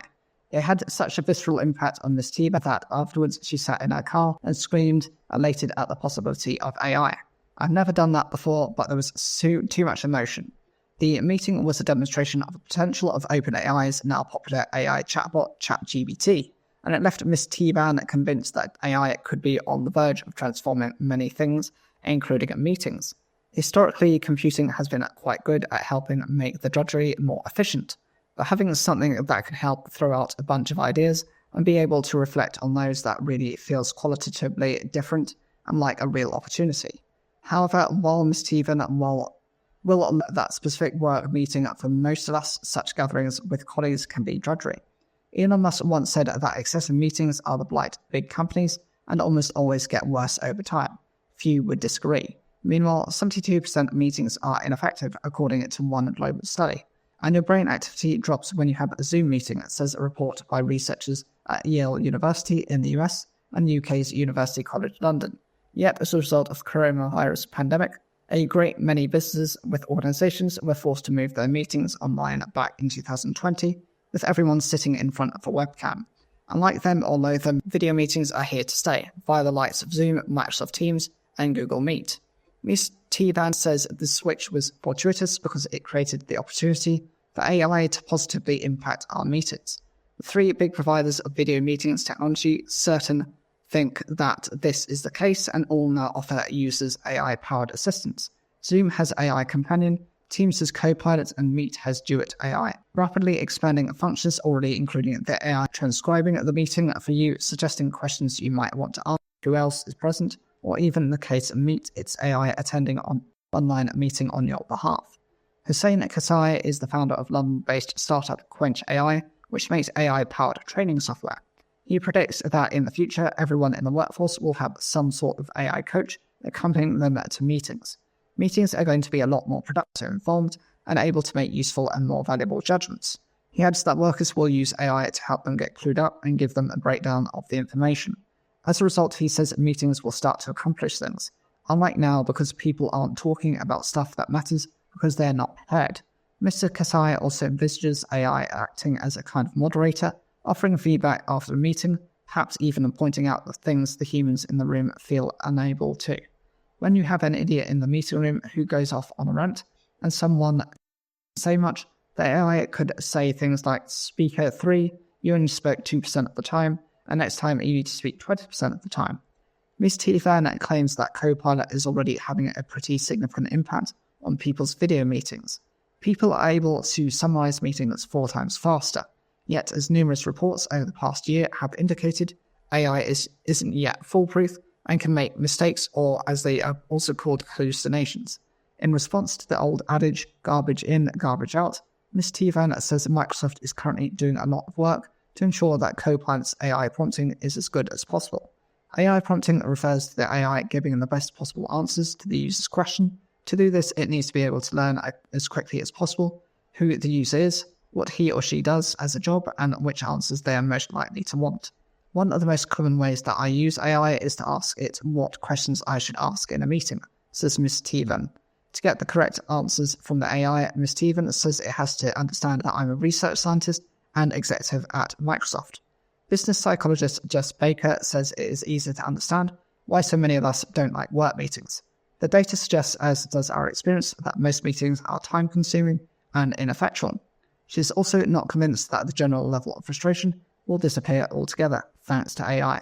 I think we may find that we continue to be frustrated with meetings, but for different reasons, such as annoyance with person A, who never shows up on the Monday morning meeting, but instead requests that the AI tool attend on their behalf, or frustration with the person who turns up late to every meeting and uses the AI tool to update on what they've missed so far. I can see how this could result in increased resentment and mistrust between colleagues. Yet Microsoft's Ms. Tevan is convinced that AI will help to improve meetings. It can help people feel less overwhelmed, it can help them get started and check things off their list, and it can help spark ideas, seeing the things in new ways and getting support. Reform UK's parliamentary candidate in Kemi Badenoch's constituency has resigned from the party after it emerged he previously urged people to vote for the BNP. Grant Sinclair Armstrong, who is standing in northwest Essex, also used a blog to post jokes using racial slurs and made a joke about female hormones. He said that he never supported the BNP and bitterly regretted the comments. Mr. Sinclair Armstrong will still appear on the ballot paper as the Reform UK candidate because the deadline for nominations has passed, but if he is elected, he would stand as an independent. The Times reported that in 2010, the candidate had written, "I could weep now every time I pick up a British newspaper and read the latest about the state of the UK. No doubt Enoch Powell would be doing the same if he was alive. My solution, vote BNP. Mr. Sinclair Armstrong has said he posted the comments sometime between 2004 and 2007, and he was an angry man at the time. I have never supported the BNP. I think they are a disgusting organisation. Asked whether he had chosen to resign, he said the party had forced him to. To be honest, I wouldn't have stepped down, I would have let the people decide. According to the Times on a blog he called the Jolie Trist, Mr. Sinclair Armstrong wrote about the Scottish politician Kenny MacAskill wishing serious illness on them. On the Chilcot inquiry into the Iraq War, he wrote, "The simple solution to extradite Blair and the odious Alistair Campbell to a country that routinely indulges in torture and execution." Speaking on Sunday, he said, "I bitterly regret all of these comments made many years ago, and I'm just sorry that some people deemed it necessary to hunt for them when I'm not the person I was then." Reform UK leader Nigel Farage told the BBC Radio 4's Today programme that he did not find Mr. Sinclair Armstrong's comments acceptable, but stressed he was never a member of the BNP. Mr. Farage said the party had put a process in place for vetting candidates, but the calling of a snap election had cut this short. A spokesperson for Reform UK said Mr. Sinclair Armstrong has tendered his resignation as a member of Reform UK due to the revelation of unacceptable historic social media accounts, and we have accepted this resignation. The list of candidates standing in North West Essex include Kemi Badenoch as Conservatives, Eric Bernino as an Independent, Edward Gildier as Greens, Andrew Green as Independent, Nika Milana as Independent, Smita Rajesh Liberal Democrats, Grant Sinclair Armstrong Reform UK, and Izzy Waite Labour. Technology stocks around the world have slumped on fears about the global computer chip industry. The sell-off came after a report that the Biden administration could be set to further tighten restrictions on exports of semiconductor equipment to China. Comments by former US President Donald Trump that Taiwan, the biggest producer of chips, should pay for its own defense added to the concerns. In the US, the tech-heavy Nasdaq index closed 2.7% lower on Wednesday, while chip stocks have also tumbled in Europe and Asia. Regardless of the outcome of the elections, I think we will see the US increase some of the restrictions, said Bob O'Donnell, chief analyst at Tech Analysis Research. How far they will take it, though, is the big question. In Asia, chip-making giant TSMC lost 2.4% on Thursday, while semiconductor equipment maker Tokyo Electron was down by 8.8%. That came after Nvidia closed 6.6% lower in New York on Wednesday, while AMD lost more than 10%. In Europe, shares in ASML, which makes chip-making machines, tumbled by almost 11%. The falls came after Bloomberg News reported on Wednesday that the US government is preparing to impose its tightest curbs, yet on semiconductor-making equipment, to China if firms like ASML and Tokyo Electron continue to give the country access to their advanced chip technology. The US Commerce Department, ASML, and Tokyo Electron declined to comment when contacted. The Biden administration has previously taken steps to restrict China's access to advanced chip technology. In October, it restricted exports to China of advanced semiconductors used in artificial intelligence AI technology. The remarks on Taiwan by Mr. Trump also hinted at possible disruption of global chip supplies. Taiwan produces most of the world's advanced chips. Investors always react to any remarks from the US, but despite these comments, the long-term business trend for the semiconductor industry is clearly going up, said Marco Mezger, Executive Vice President of memory chip technology company Newmont. Sir Paul McCartney has announced his first UK tour dates since 2018, with shows in Manchester and London this December. They'll be the first British shows of his long-running Got Back tour, which sees the star playing hits from across his career. From the Beatles' debut single Love Me Do to Wings' Band on the Run, and solo hits like Coming Up and Dance Tonight. The tour kicked off in April 2022 and has so far made more than $200 million or £158 million at the box office. Sir Paul said he was excited to be ending my year back at home. It's always such a special feeling to play shows on our home soil, he said in a statement. Let's get set to party, I can't wait to see you. The 81-year-old will play at Manchester's Co-op Live Arena on the 14th and 15th of December and at London's O2 Arena on the 18th and 19th of December. Sir Paul simultaneously announced dates in Paris and Madrid. The UK dates will be his first since headlining Glastonbury in 2022, when he was joined on stage by Bruce Springsteen and Dave Grohl. During an emotional 3-hour set, he brought new life to the classic hits that established him as the planet's most successful and influential living songwriter. He also sang a virtual duet with John Lennon, played something on George Harrison's own ukulele, and blew the fireworks budget for a thrilling live and die. Watched by 100,000 fans at Worthy Farm and 2.7 million people on BBC One, the show was hailed as one of the greatest gigs of all time by The Times, and about as thrilling as pop music gets by The Guardian. Sir Ian McKellen is in good spirits after falling off stage during a performance of Player Kings at the Noel Coward Theatre in London. The actor, aged 85, cried out in pain, calling for help, and a staff member rushed on stage. Sir Ian had been performing in a fight scene where he seemed to lose his footing. He was taken to hospital and the play was cancelled. A theatre spokesman later said that Sir Ian had a scan and medics said he would make a speedy and full recovery. Ian is in good spirits. He is expected to be back on stage on Wednesday for a matinee performance of the play. Player Kings is a production of Shakespeare's Henry IV, Parts 1 and 2, and started its 12-week West End run in April. Sir Ian, who plays John Falstaff, had been circling a battle scene involving the Prince of Wales and Henry Percy when he fell off the front of the stage. It happened so quickly that at first it appeared to be part of the performance, but the actor cried out and staff rushed to help. The house lights came up and staff evacuated the theatre.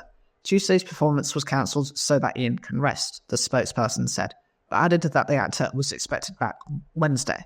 The spokesperson also thanked 2 doctors, Rachel and Lee, who were on hand in the audience, and staff at the venue for their support. Paul Critchley from Downham Market in Norfolk, who was watching at the play, said it was a shock to see Sir Ian fall off stage directly in front of the audience. Sir Ian's previous Shakespeare credits include roles as Richard II, Coriolanus, Iago, Richard III, King Lear, and Macbeth. He's also set to star as Hamlet in a new film adaptation directed by Sean Matthews. His on-screen credits include Gandalf in the Lord of the Rings and Hobbit trilogies, and Magneto in the X-Men movies, as well as roles in Beauty and the Beast, The Da Vinci Code, and Mr. Holmes. The actor also appeared in 10 episodes of the ITV soap Coronation Street as the scheming romance author Mel Hatchwright.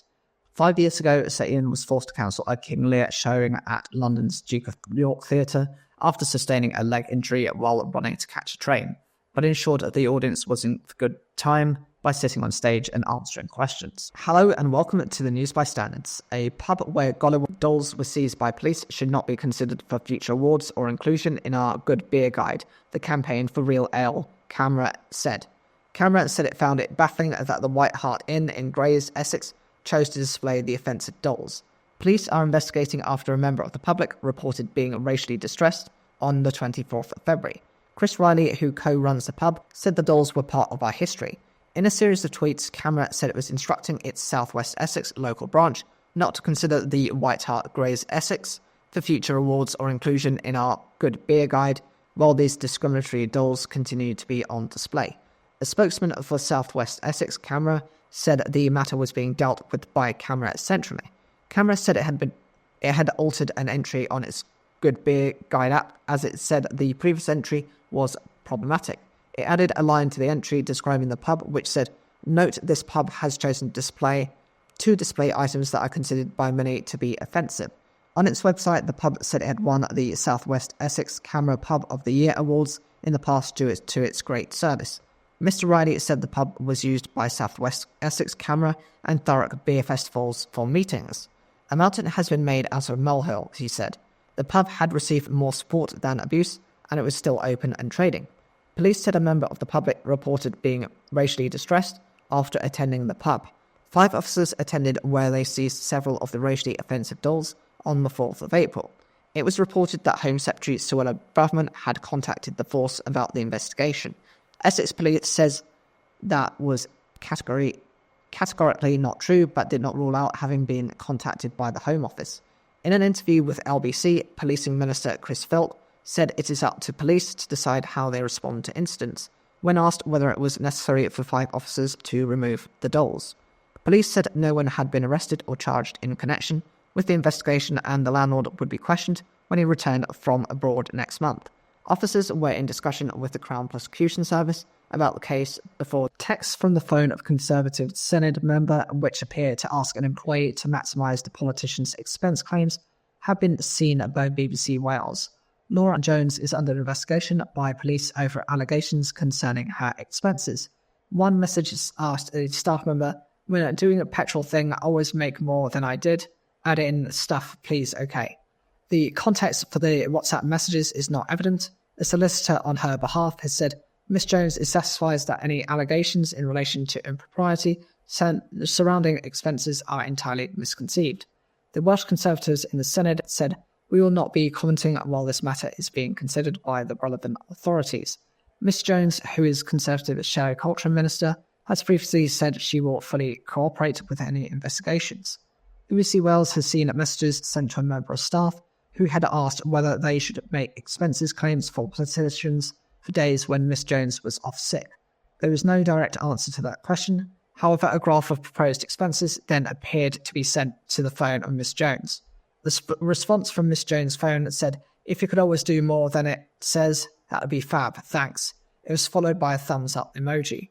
Another message from the same phone said, "When doing a petrol thing, always make more than I did. Add in stuff, please, okay." It was followed by a thumbs up and a folded hands emoji. When the staff member asked like visits to constituency office, a response says, "Yes, stuff like that, folded hands emoji." Mileage claims for Senate members must be approved by the member themselves. This cannot verify whether the messages represent the whole conversations between the people involved, nor their full context.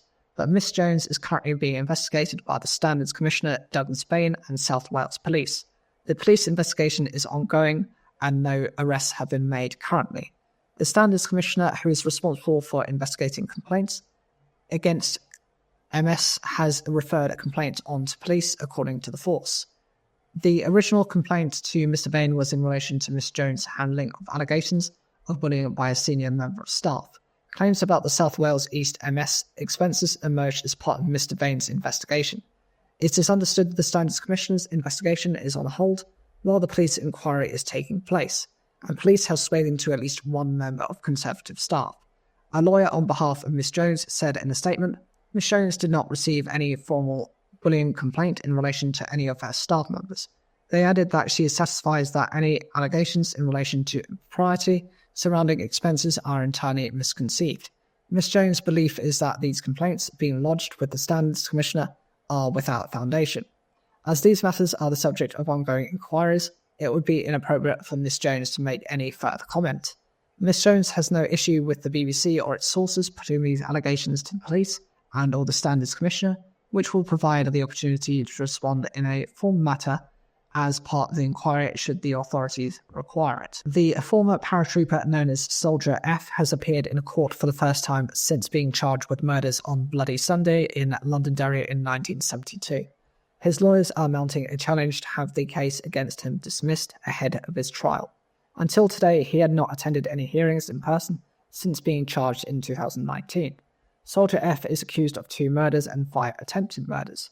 Relatives of those killed on Bloody Sunday and their supporters were in court for his attendance. 13 people were shot dead when the Army's Parachute Regiment opened fire on a civil rights march in Londonderry. A large floor-to-ceiling curtain screened a corner of the courtroom from public view. Soldier F is accused of murdering William McKinney and James Ray when soldiers opened fire on civil rights demonstrators on the 30th of January 1972.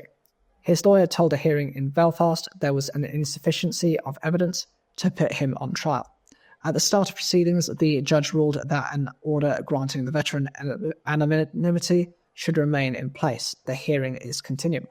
And a previous hearing in Derry in December to decide whether the case would proceed, a judge said the evidence was strong enough to send the soldier for trial at the Crown Court in Belfast. Who is Soldier F? A former British soldier who served with the Army's Parachute Regiment in Northern Ireland during the Troubles. He cannot be named due to an interim court ordering granting his anonymity. Soldier F is being prosecuted for the murders of William McKinney and James Ray on Bloody Sunday.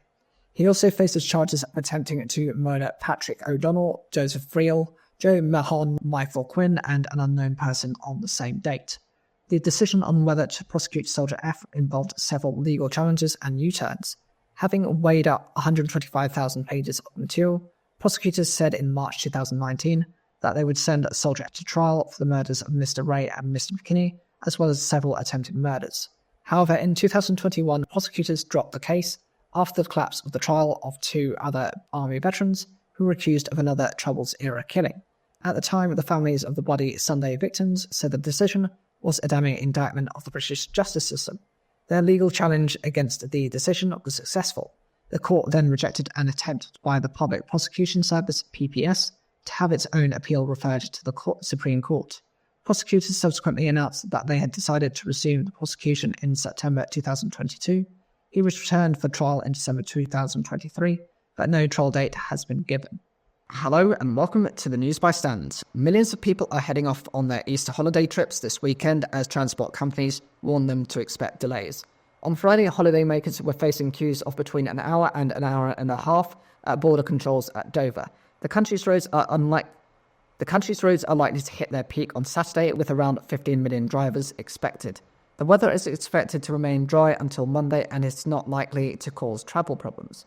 The Port of Dover, which saw delays of more than 14 hours last weekend, was only seeing queues of 60 to 90 minutes for tourist traffic by lunchtime on Friday.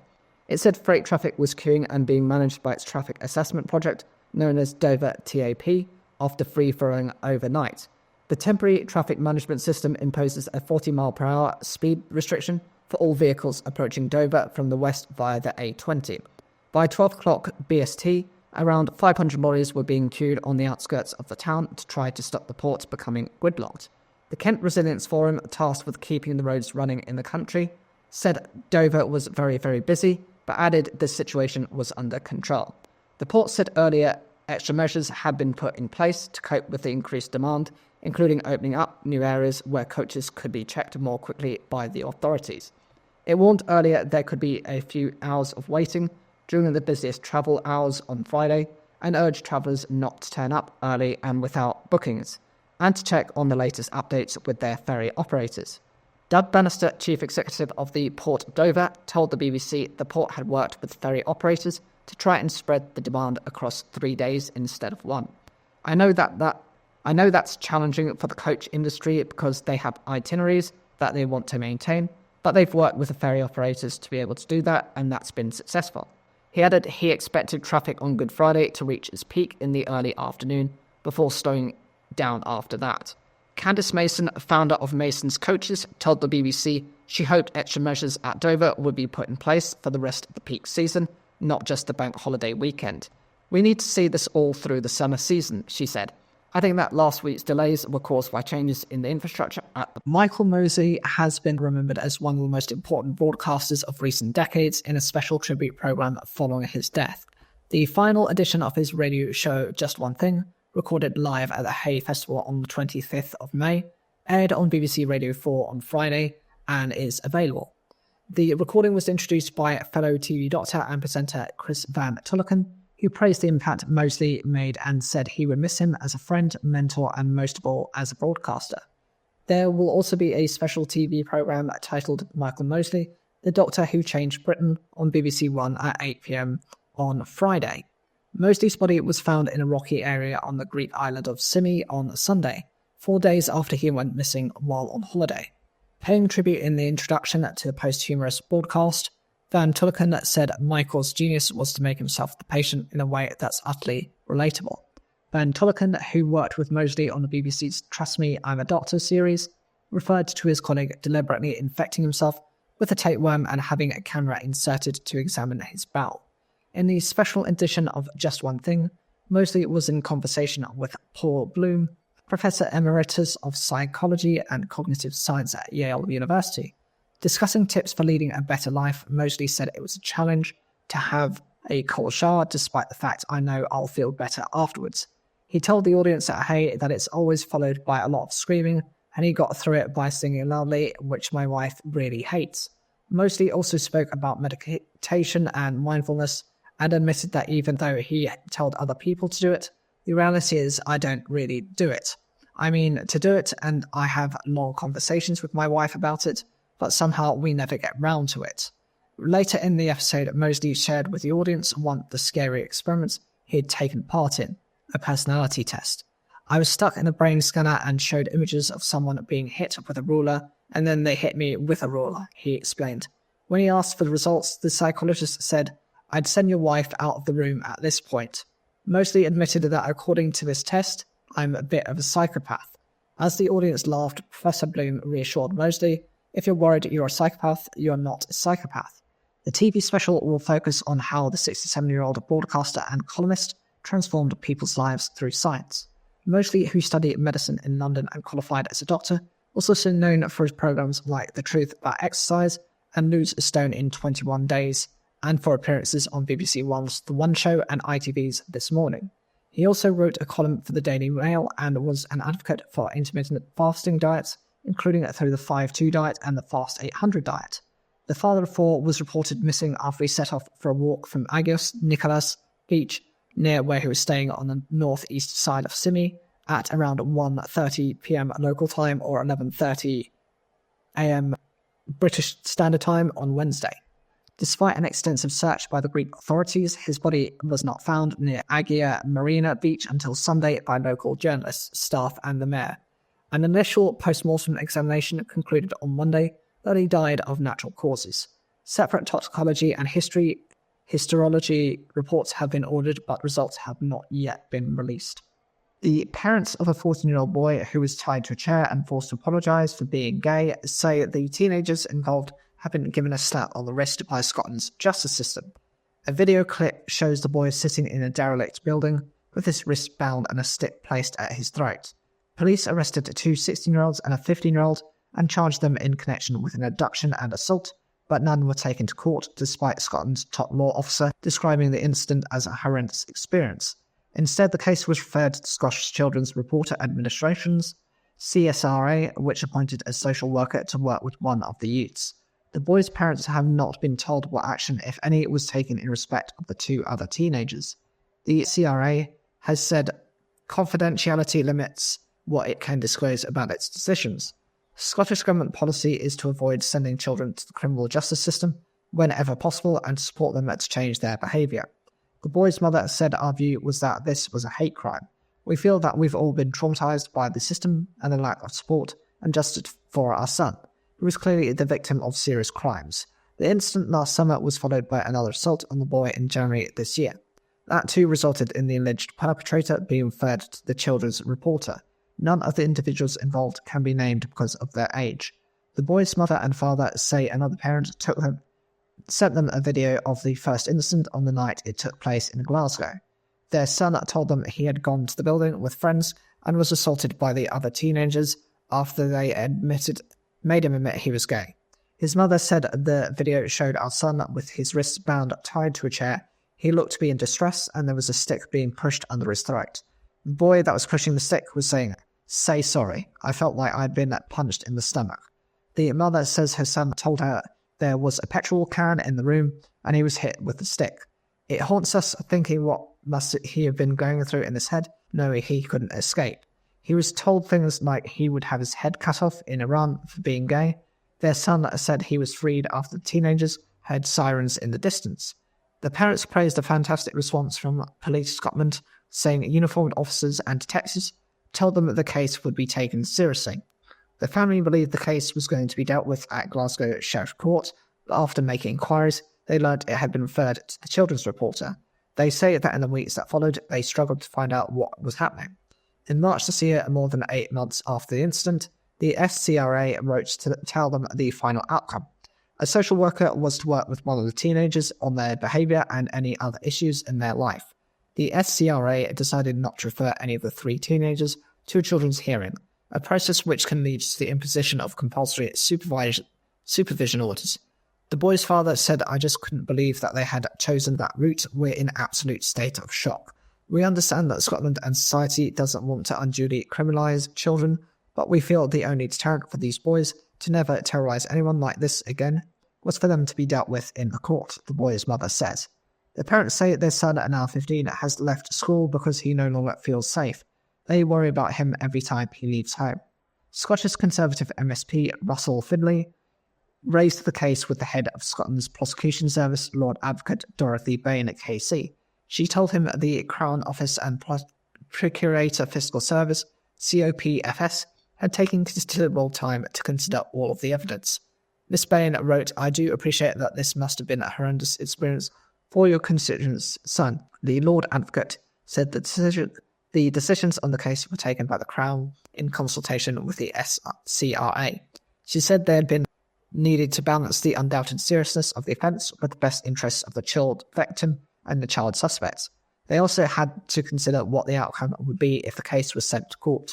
The Lord Advocate said the decision to refer the case to the SCRA was final and could not be appealed. She said an error had led to the parents not being informed of the decision and apologised. Miss Finlay said instead of being treated as a criminal matter, it was diverted to a process whereby the alleged perpetrator's interests were prioritised. If that's the direction of travel, the justice system at the very least has to be upfront with the victims and victims' families. A spokesperson for the COPFS said, "We appreciate the impact this traumatic experience has caused the victim and their family. As public prosecutors and in keeping with our legal obligations, we are required to make decisions considering the rights of all children involved in a case who must be treated differently from adults in the criminal justice system. COPFS and partner agencies are committed to improving the experiences of victims and witnesses who are at the heart of what we do." The Scottish Government said that any violence was unacceptable. A spokesperson said that taking action to improve the experiences of child victims and their families is a key priority in the Children, Care and Justice Act, which has wide-ranging measures to ensure age-appropriate justice is delivered, keeping children out of prison and introducing a new victims' single point of contact service. By addressing young people's underlying needs, our approach to youth justice has delivered major reductions to reporter referrals, court appearances and custody over the past 10 years. The Scottish Children's Reporter Administration said the children's hearings system uses the same requirements for evidence as the courts. A child could only be referred to a hearing if there was sufficient evidence and a need for compulsory supervision.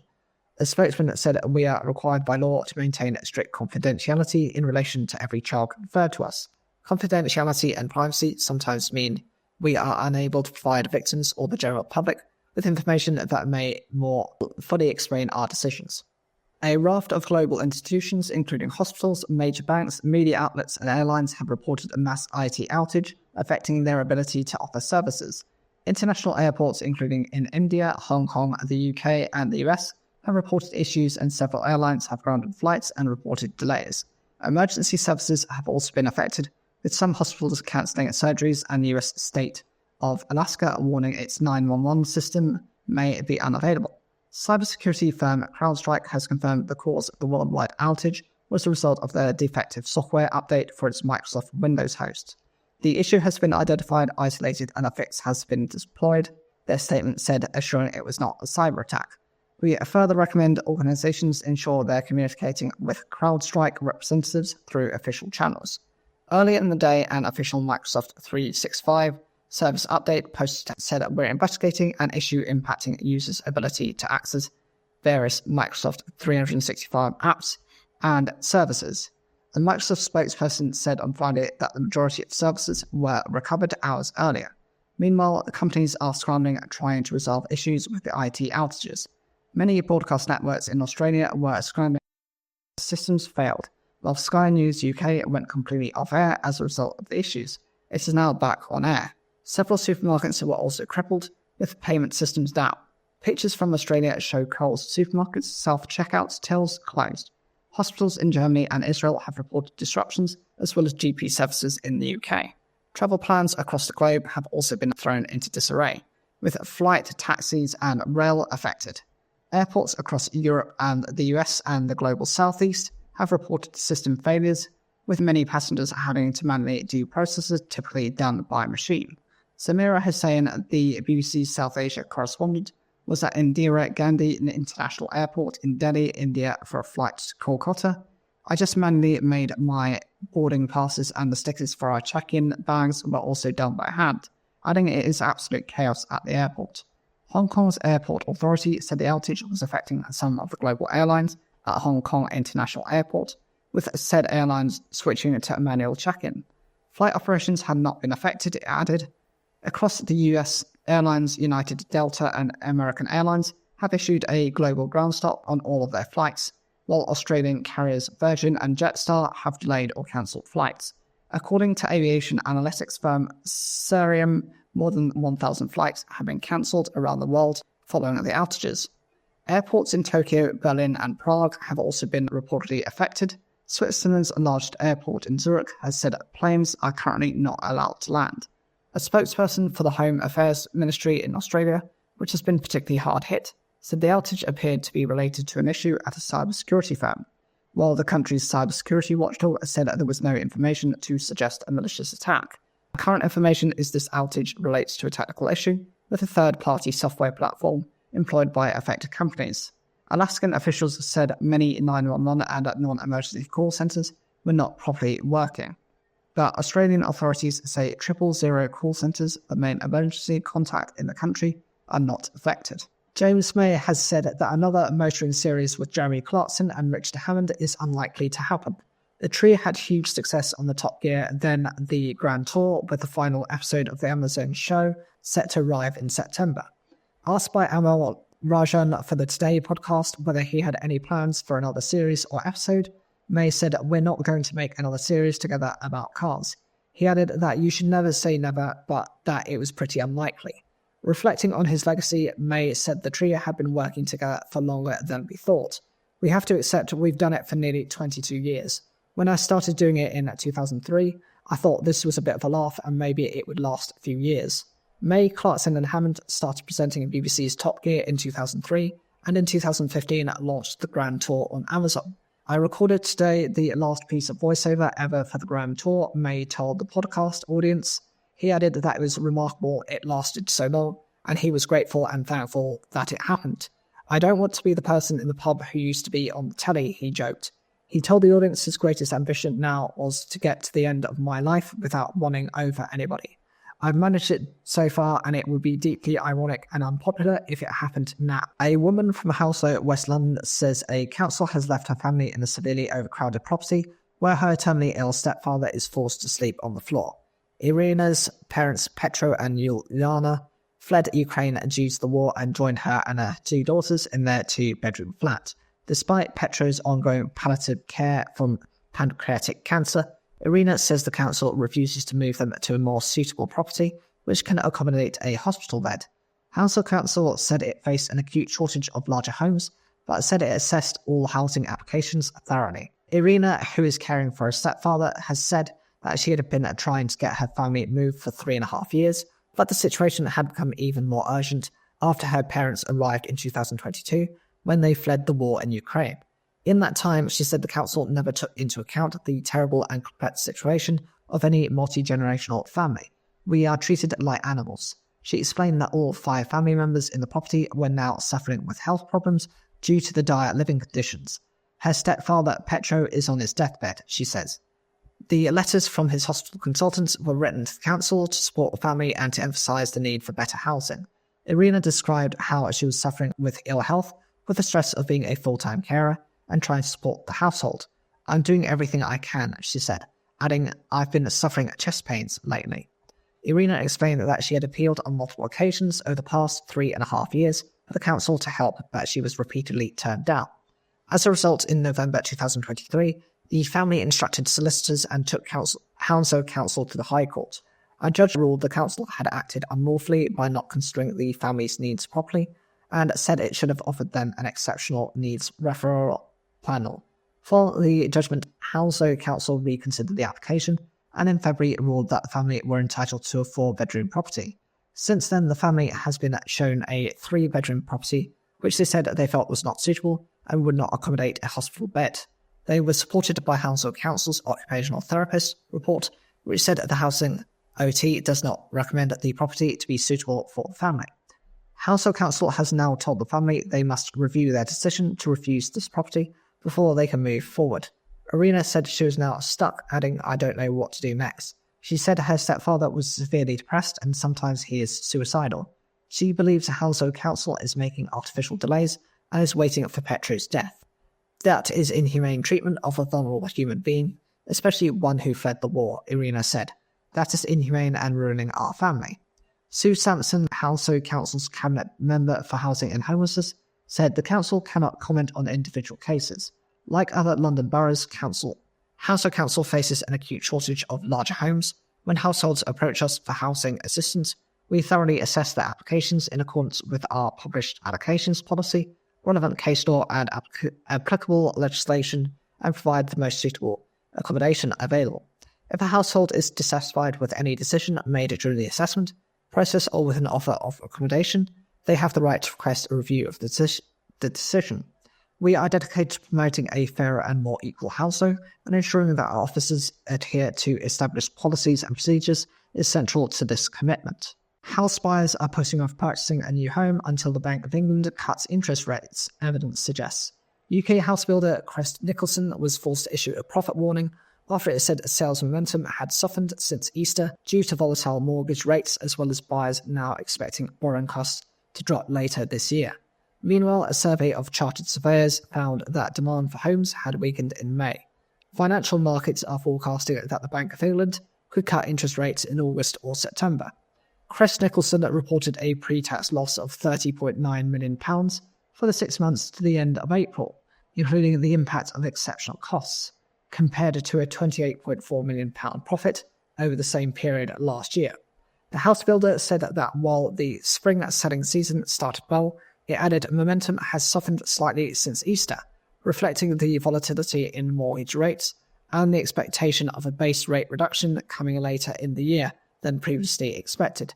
It added that the imminent general election is creating some short-term uncertainty, but this is anticipated to be alleviated in July once the outcome is known.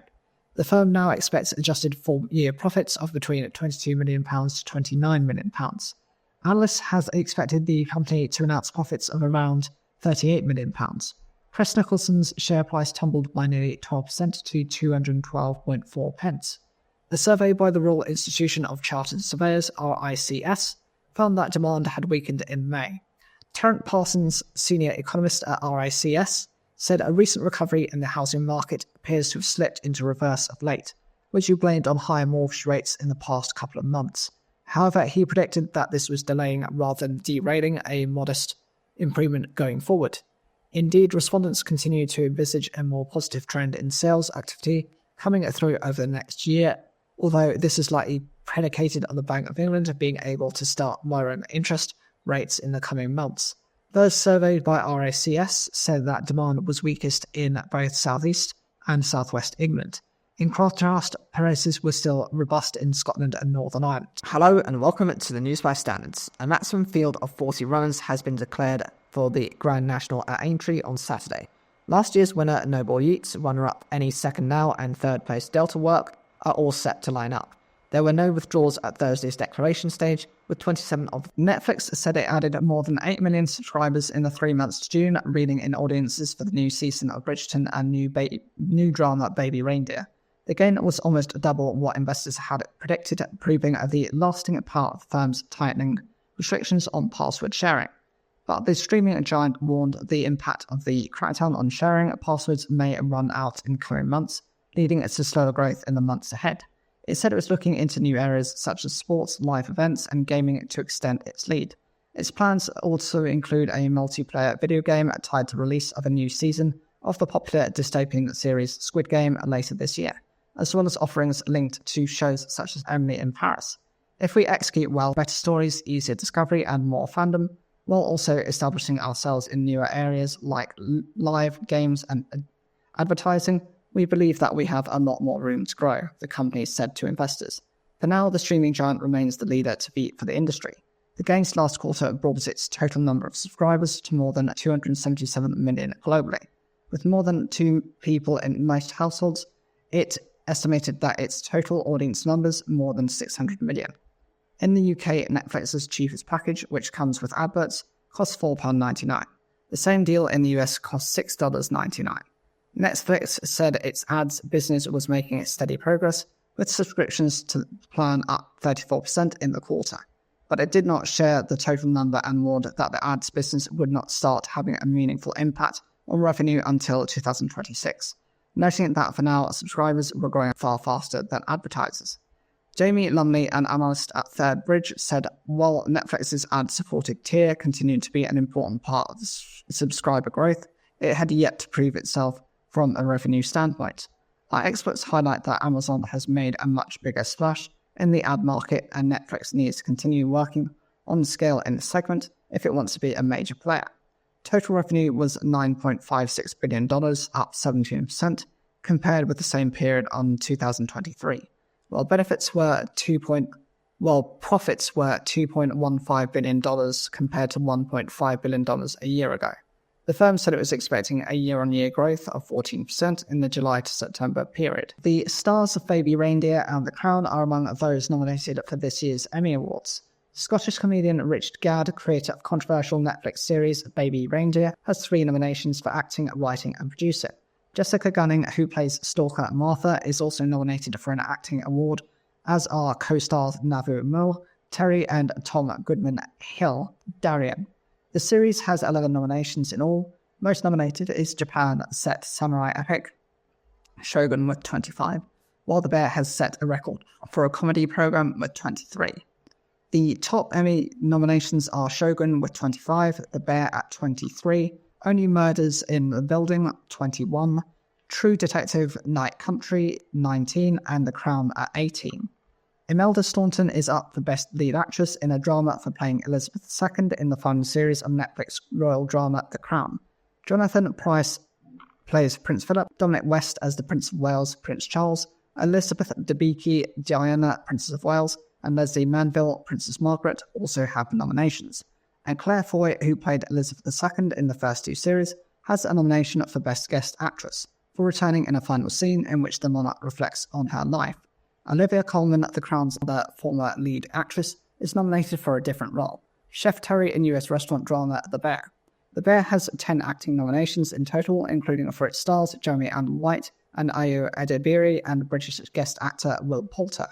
Other nominated British actors include Idris Elba for Hijack, Gary Oldman and Jack Lowden for Slow Horses, Tom Hollander for Feud, Jonathan Bailey for Fellow Travellers, Michaela Cole for Mr. and Mrs. Smith, Matt Berry for What We Do in the Shadows, and Juno Temple for Fargo.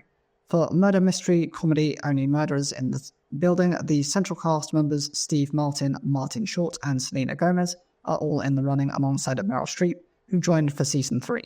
Elsewhere, Jennifer Aniston and Reese Witherspoon will go head-to-head for their roles in the morning show, while Jodie Foster and Robert Downey Jr. are among the other big names on the shortlist. The Emmys are the most prestigious honours in the US TV industry. The winners will be announced on the 15th of September. Informal concerns raised about Russell Brand while he hosted Big Brother's spin-off programs were not properly escalated or adequately addressed, according to the findings of an investigation. The comedian and actor fronted shows including Big Brother's Big Mouth and Big Brother's Celebrity Hijack on Channel 4 between 2004 and 2008. An investigation by production company Vanity UK has said managers were alerted to allegations that he asked staff to get audience members' phone numbers and that his behaviour made female crew members feel uncomfortable or intimidated. However, no formal complaints were made and the concerns were not escalated. Banerjee said, "We are extremely sorry to anyone who was impacted by this behaviour and felt unable to speak up or that their voice was not properly heard." Last September, Brand was accused of rape, assault and emotional abuse in an investigation by Channel 4's Dispatches programme, The Times and Sunday Times. He strongly denied the allegations, saying his relationships have always been consensual. The Sunday Times report quoted a former TV researcher as saying Brand's pursuit of audience members for sex was reported to production managers, but the concerns were dismissed.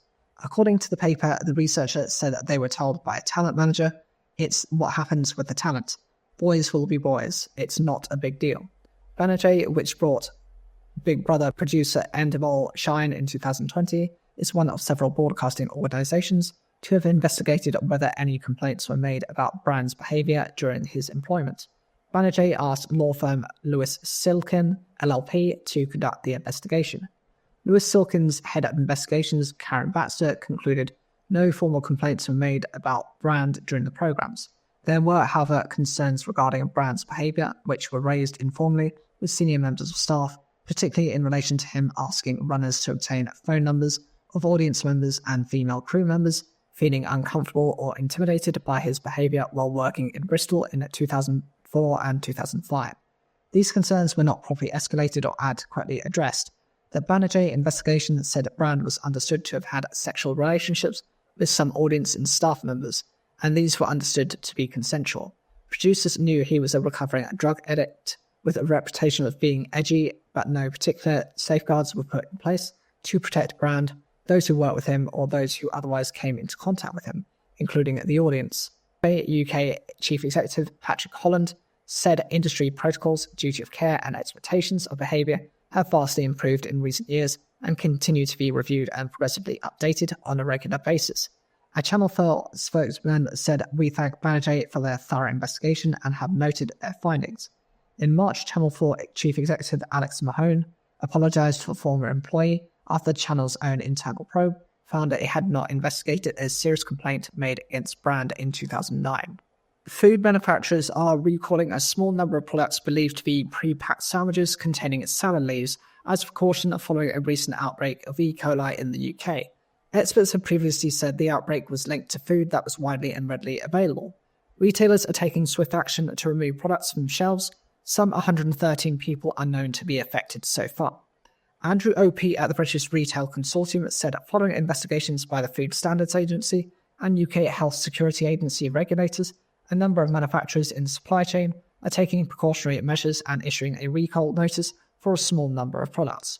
Retailers affected are taking swift action to remove these products from sale and are working closely with the Food Standards Agency to take any further action needed to minimise risk to their customers.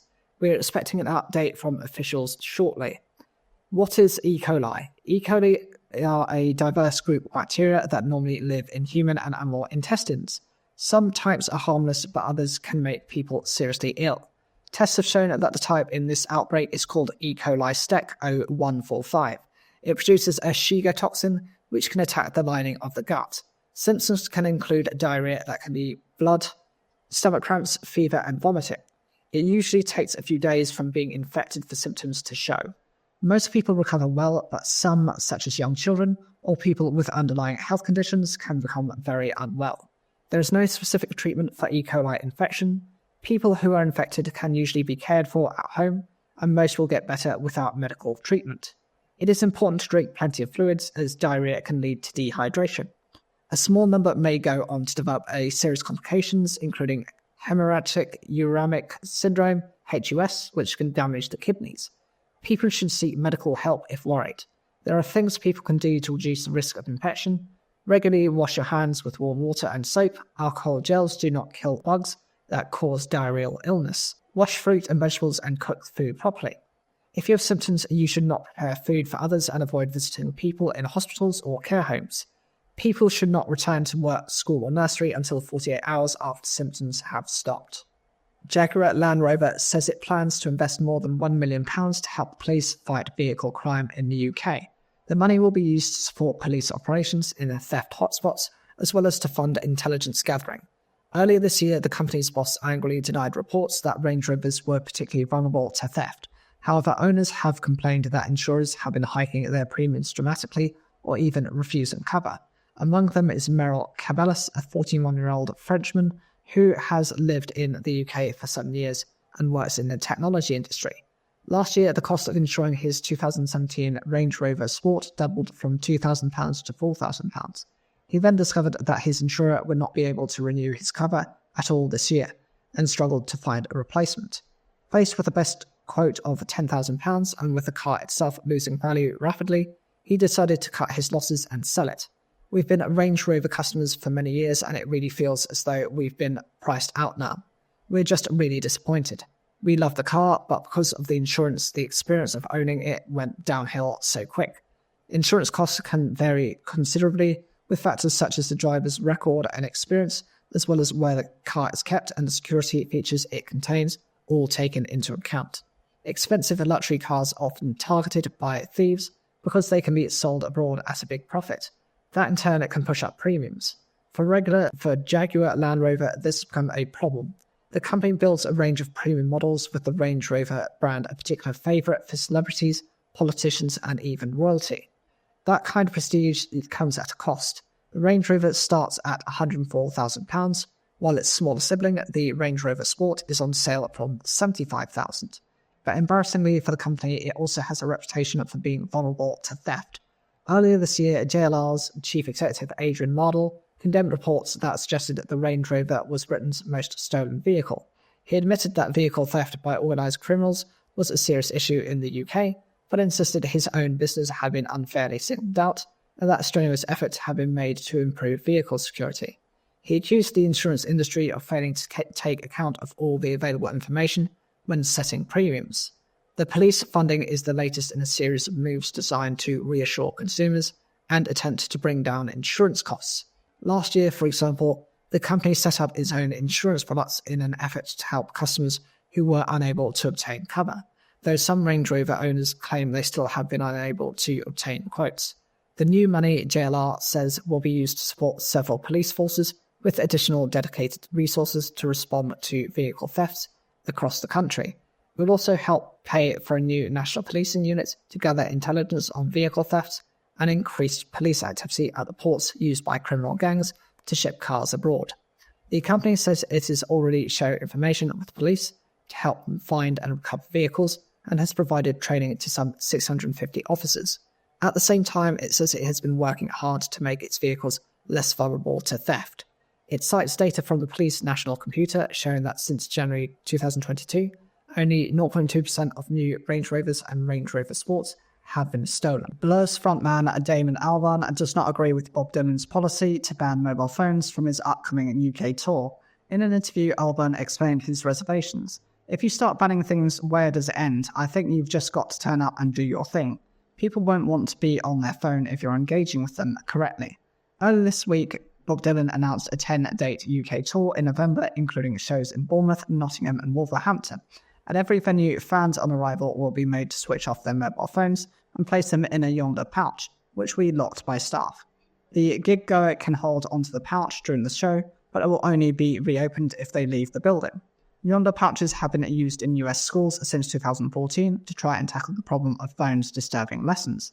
Dave Chappelle, the comedian, was an early adopter in the entertainment world, employing the use of them for a tour in 2015 as a way of protecting his material. His fellow stand-up Chris Rock also used the pouches for his 2018 UK Arena tour. In 2022, Jack White, formerly of the White Stripes, organised a phone-free UK tour. Music journalist Mark Beaumont attended the show at the Hammersmith Apollo, London, writing in NME, "The crowd was more pumped and enthused than any I'd seen in the digital age. Instead of screens in the air, there were hands. Instead of lit-up faces lowered like a 4G prayer meeting, there were bobbing heads entirely engaged with the show." In an interview on Apple Music with Metallica's Lars Ulrich, Jack White explained his reasoning. "I don't have a set list. I really react to the crowd just like a stand-up comedian would. If I finish a song and it's ta-da and it's crickets, I don't know what to do now. What I don't like is that how they really feel, or are they just not even paying attention because they're doing this, they're texting. When you go to a movie theatre, a symphony, a church, there are all these moments in life when people put them away and engage. I love the idea of rock concerts being punk. I love that, but I don't like the idea that I don't know what to play next." Alicia Keys, Childish Gambino, Guns N' Roses and Lumineers have also tried out the system. Arguments against the use if a major incident happened, particularly after the Manchester Arena attack.